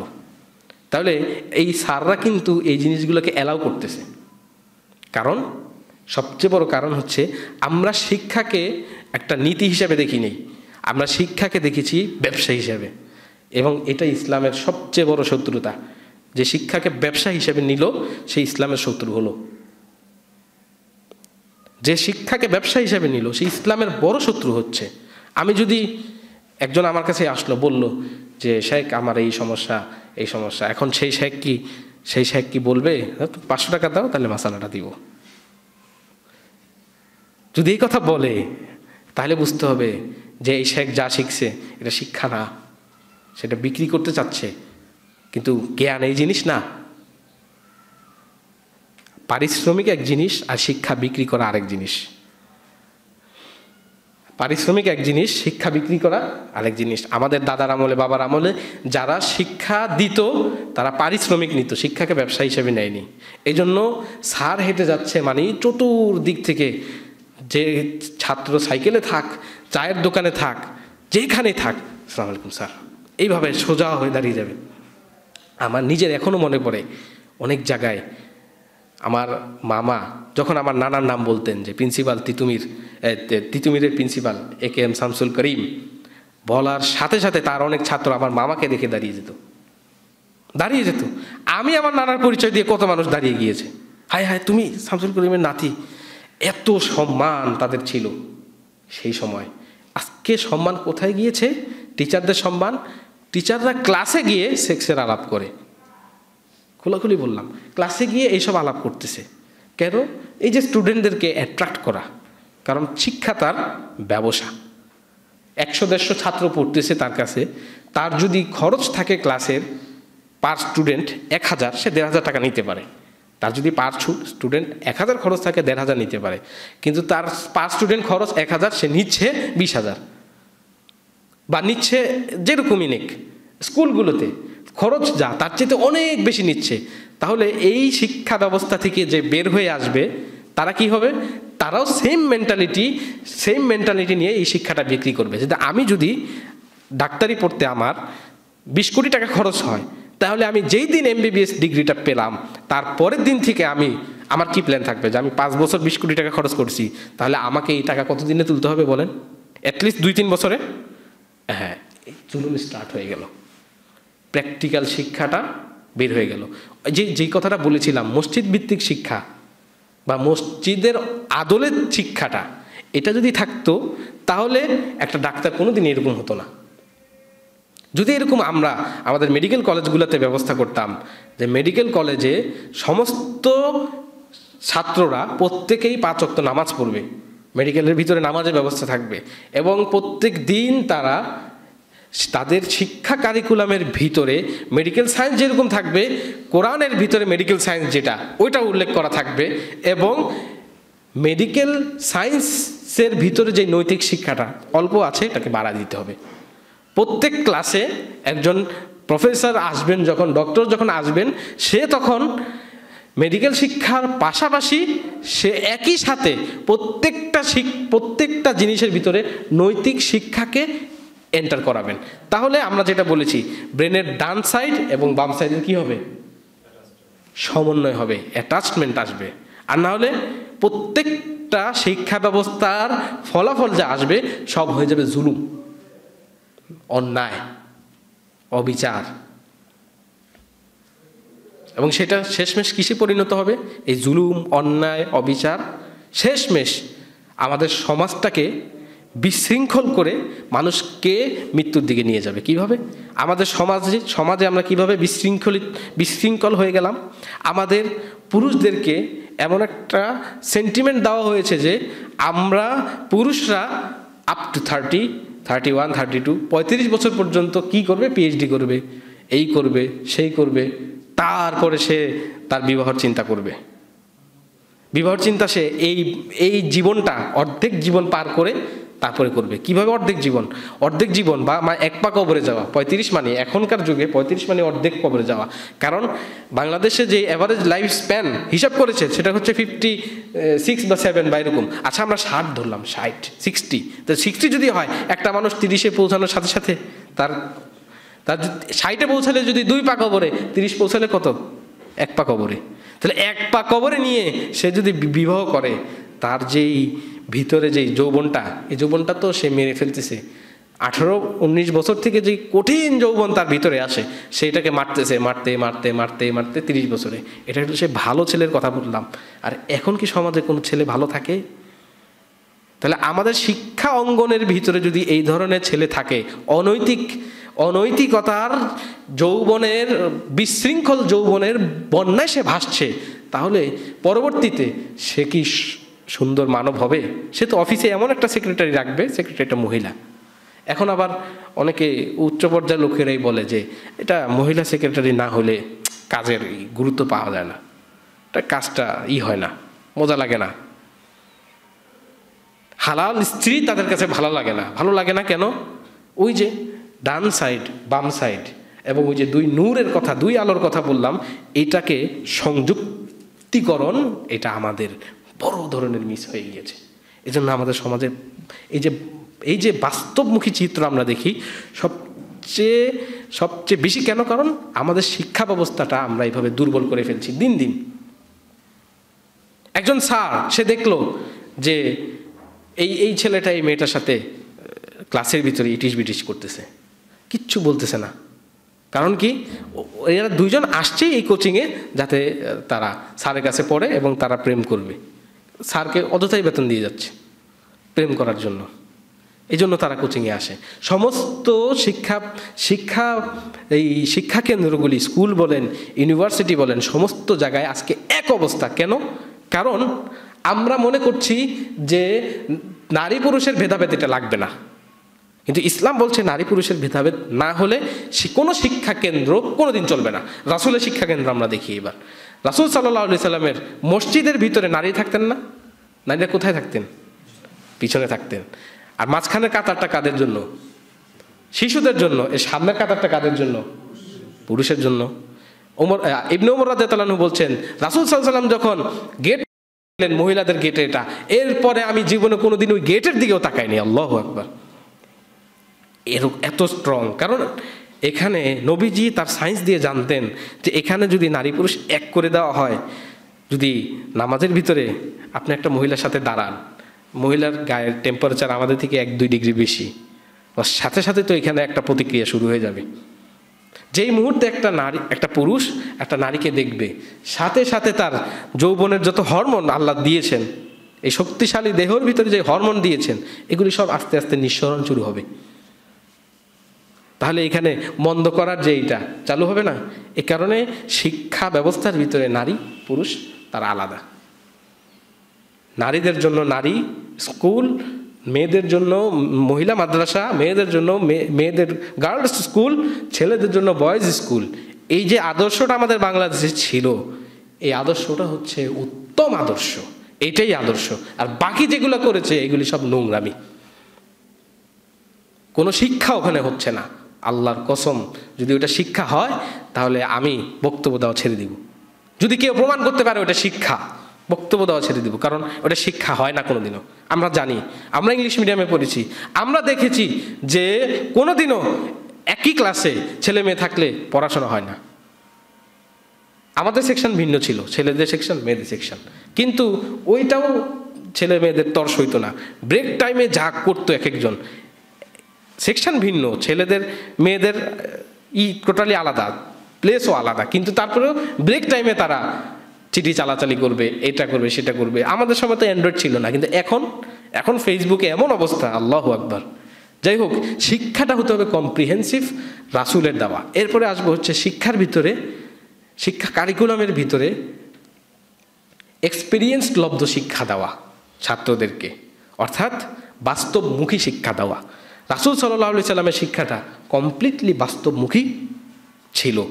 আমাদেরকেও শুধুমাত্র ফর্মুলা বলে দিয়ে, হ্যাঁ, জাস্ট বোর্ডে হাতে দেখিয়ে দিয়ে চলে গেলাম, এই শিক্ষাটা হচ্ছে অর্ধেক। আর এর পরের অংশটা হচ্ছে যে আপনি যেটা বললেন সেটাকে পরিপূর্ণভাবে আপনি বাস্তবায়ন করে নিজে দেখিয়ে দিবেন। রাসূল সাল্লাল্লাহু আলাইহি সাল্লামের শিক্ষাটা কীরকম ছিল তাহলে আমরা দেখি। রাসূল সাল্লাল্লাহু আলাইহি সাল্লাম কিভাবে তার সাহাবীদেরকে দেখাচ্ছেন। যখন তিনি বললেন যে মাসের গণনা, তখন রাসূল সাল্লাল্লাহু আলাইহি সাল্লাম বললেন আশ-শাহরু হা কাজা হা কাজা হা কাজা, মাস হচ্ছে 10 10 10। কিভাবে দেখালেন? ইনি কিন্তু বলেন না যে আশ-শাহরু সালাসুন, মাস হইল 30-এর, এটা বলেন নাই। এরপরে যখন আবার দেখালেন আশ-শাহরু হা কাজা হা কাজা হা কাজা, 3বার যখন দেখালেন, তৃতীয়বার একটা আঙ্গুল বন্ধ রাখছেন। কত? 29। আল্লাহু আকবার। কত প্র্যাকটিক্যাল শিক্ষা! নবী সাল্লাল্লাহু আলাইহি সাল্লাম দেখাচ্ছেন সিরাতে মুস্তাকিম কোনটা, সোজা পথ কোনটা, ওটা দেখাচ্ছেন। তিনি ময়লার মধ্যে দিয়ে একটা দাগ টানলেন এবং আশেপাশে আরও দাগ টানলেন, বললেন যে এই যে এটা সরল পথ। প্রত্যেকটা জিনিস, এমন কোনো জিনিস নাই রাসূল সাল্লাল্লাহু আলাইহি সাল্লামের জীবনে যেই জিনিস উনি প্র্যাকটিক্যালি দেখাননি। ওমর রাদিয়াল্লাহু তাআলা আনহু সহ সমস্ত সাহাবীরা যে শিখেছেন রাসূল থেকে, তারা এই প্র্যাকটিক্যাল শিক্ষাটা নিয়েছেন। আমরা যখন কোনো বইয়ে পড়বো তখন পড়বো কি, অজুর মাসআলা, অজুর এতটা ফরজ, 4টা ফরজ, এইটা এইটা এইটা এইটা এইটা এইটা, এইভাবে শিখি। সাহাবীদের শিক্ষা কেমন ছিল? ওমর রাদিয়াল্লাহু আনহুকে বললেন যে রাসূলের উজু কেমন ছিল, সে পানি আনো। বদনার ভিতরে উনি হাত ঢুকালেন, তিনি হাত 3বার ধুলেন, কনুই পর্যন্ত ধুলেন, এইভাবে দিলেন, মুখ ধুইলেন, মাসাই করলেন, পা ধুলেন, তারপরে বললেন হাকাযা রাআইতু রাসূলুল্লাহি সাল্লাল্লাহু আলাইহি ওয়াসাল্লাম ইয়াতাওয়াদ্দা, এইভাবে আমি রাসূল সাল্লাল্লাহু আলাইহি ওয়াসাল্লামকে উযু করতে দেখেছি। আল্লাহু আকবার। ওমর রাদিয়াল্লাহু আনহু বলতে পারতেন না, প্রথমে মুখ ধোবা, এভাবে ধোবা, তারপর এটা করবা, তারপর এটা করবা, এটার মধ্যে 6টি পয়েন্ট আছে, 3টি পয়েন্ট এইটা, 4টি পয়েন্ট ওইটা, এইভাবে কিচ্ছু উনি বলেন নেই। এই যে এইভাবে শিক্ষা দেওয়ার সিস্টেম ইসলামিক সিস্টেম না। ইসলামিক সিস্টেম হচ্ছে আপনি দেখিয়ে দিবেন কিভাবে শিক্ষা দিতে হয়। সাহাবীরা যে রাসূল সাল্লাল্লাহু আলাইহি ওয়াসাল্লামের কবর জিয়ারতের কথা বর্ণনা করছেন, রাসূল সাল্লাল্লাহু আলাইহি ওয়াসাল্লাম কি মসজিদের ভিতরে বসে বলেছিলেন যে তোমরা কবরে যাবা, তারপরে বলবা আসসালামু আলাইকুম ইয়া দিয়ারাল মুমিনিন, এইভাবে বলেছেন যে তোমরা কবরে গেলে এটা এইভাবে বলবা? এভাবে বলেননি। রাসূল সাল্লাল্লাহু আলাইহি ওয়াসাল্লাম নিজে কবরে গিয়েছেন, কবরে দাঁড়িয়ে কি সালামটা দিয়েছেন, সাহাবীরা ওই কথাগুলোকে রেকর্ড করে মাথায় রেখে পরবর্তীতে বর্ণনা করেছেন। আল্লাহু আকবার। তারা স্বয়ং রাসূলকে দেখেছেন যে কিভাবে কবর জিয়ারত করতে হয়। আরব দেশের আলেমরাও তারা যখন কোনো মাসআলা পড়ানোর পরে বলে যে চলো আমরা যাই, কবরে যাই, জিয়ারত করে সব কিছু করে বলবে যে হ্যাঁ যা পড়ছো এইভাবে এখন এইভাবে দেখো। আল্লাহু আকবার। প্র্যাকটিক্যাল শিক্ষা, এটা ইসলামিক শিক্ষা। প্র্যাকটিক্যালিটি হচ্ছে ইসলাম। কারণ ইসলাম সবচেয়ে বড় প্র্যাকটিক্যাল জীবন ব্যবস্থা। ইসলাম সবচেয়ে বড় প্র্যাকটিক্যালিটির দিকে মানুষকে ডাকে। এর সবচেয়ে বড় প্র্যাকটিক্যালিটি হচ্ছে এই দুনিয়ার জীবন ইজ নাথিং, কিচ্ছু না, আসল জীবন আখেরাত, এটার দিকে ইসলাম ডাকছে। ইসলামের সবচেয়ে বড় প্র্যাকটিক্যালিটি এখানে আমরা দেখলাম। আর দ্বিতীয়টা হচ্ছে সবচেয়ে বড় বাস্তবতা, এই দুনিয়া একজন স্রষ্টা আছে। তো ইসলামের শিক্ষাও সবগুলা এটার সাথে লিঙ্কড হবে না, প্র্যাকটিক্যাল হবে না, এটা আমরা শিক্ষা ব্যবস্থার ব্যাপারে বললাম। এরপরে আমরা আসবো এই 2 নূর, ইসলামিক নূর, আমাদের অন্তরের নূর এবং কোরআনের নূর দিয়ে আমরা কিভাবে আমাদের সংস্কৃতিটাকে সাজাবো। সংস্কৃতি হচ্ছে এমন একটা জিনিস যেটা এক একজন এক একভাবে এটার ব্যাখ্যা করেছে। কিন্তু বাংলাতে আমরা সংস্কৃতি বললে আমরা যে জিনিসটা সর্বপ্রথম বুঝি যে আমাদের তাহজিব, আমাদের তামাদ্দুন, আমাদের সমাজ, আমাদের লোকাচার, আমাদের আচার, আমাদের ব্যবহার, আমাদের এই যে টোটাল সামাজিক বিষয়, এটাকে কেন্দ্র করে যত বিষয় আমাদের সামনে আসে এগুলোকে আমরা সংস্কৃতি বলি। তাহলে আমরা আমাদের সংস্কৃতির ভিতরে আমরা কি লেফট সাইডেড না রাইট সাইডেড, এটাও আমাদেরকে দেখতে হবে। আমরা কি ব্রেনের বাম সাইড ইউজ করতেছি না ডান সাইড ইউজ করতেছি। সমাজের ক্ষেত্রে, সংস্কৃতির ক্ষেত্রে যেই সব জায়গায় আমরা ব্রেনের ইমোশনাল বিষয়গুলো ইউজ করা দরকার সেখানে অনেক সময় করি না, আর যেখানে লজিক্যাল বিষয় ইউজ করা দরকার সেখানে আমরা করি না। যেমন আমি জনসভায় দাঁড়ালাম, আমার সামনে হাজার হাজার ভোটার, তাদেরকে আমি কথা বলবো, এখানে আমি আবেগ দিয়ে কথা বলছি। প্রিয় ভাইরা, আমি আপনাদের এলাকার কৃতি সন্তান, এই সেই, তার আসার আগে আবার 100 রকমের প্রশংসা। এত প্রশংসা করার পরে সে যখন দাঁড়ালো কিছু আবেগ ঘন কথাবার্তা বলল,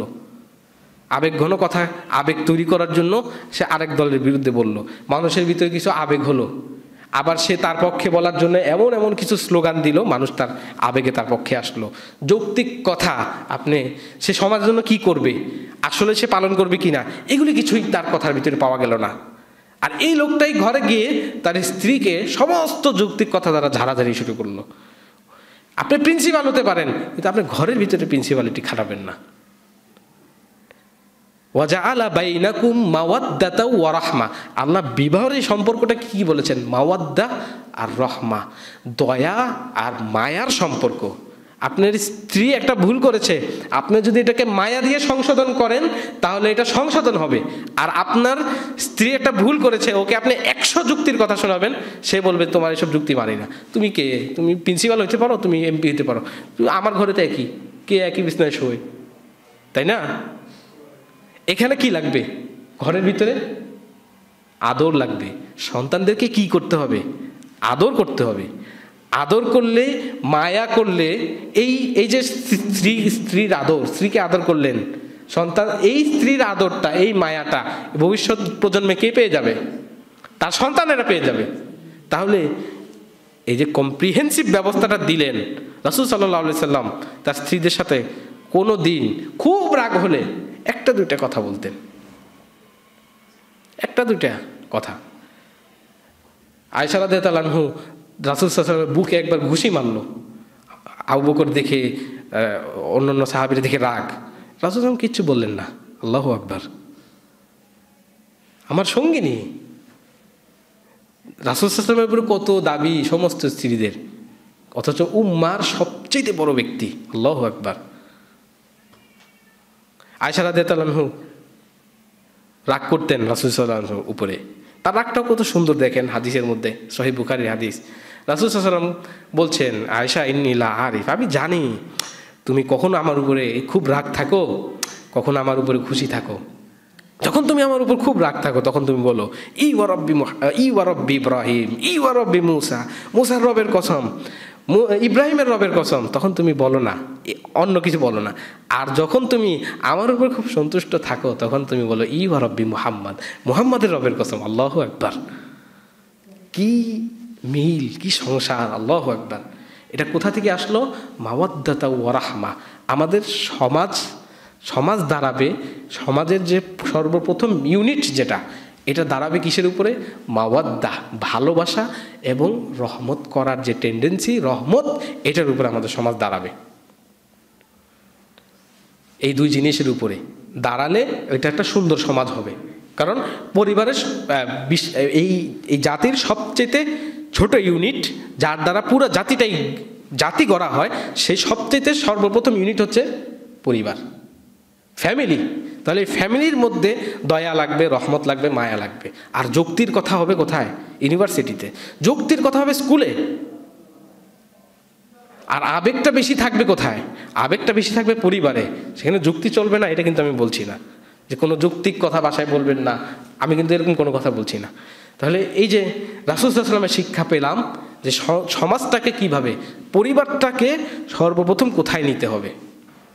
মহিলাদের আমরা অযথা বাজার করা, হাট করা, এইটা সেইটা, হাজার রকমের কাজ আমরা চাপিয়ে দিচ্ছি, কিন্তু এত কাজ রাসূল সাল্লাল্লাহু আলাইহি ওয়াসাল্লাম দেন নেই।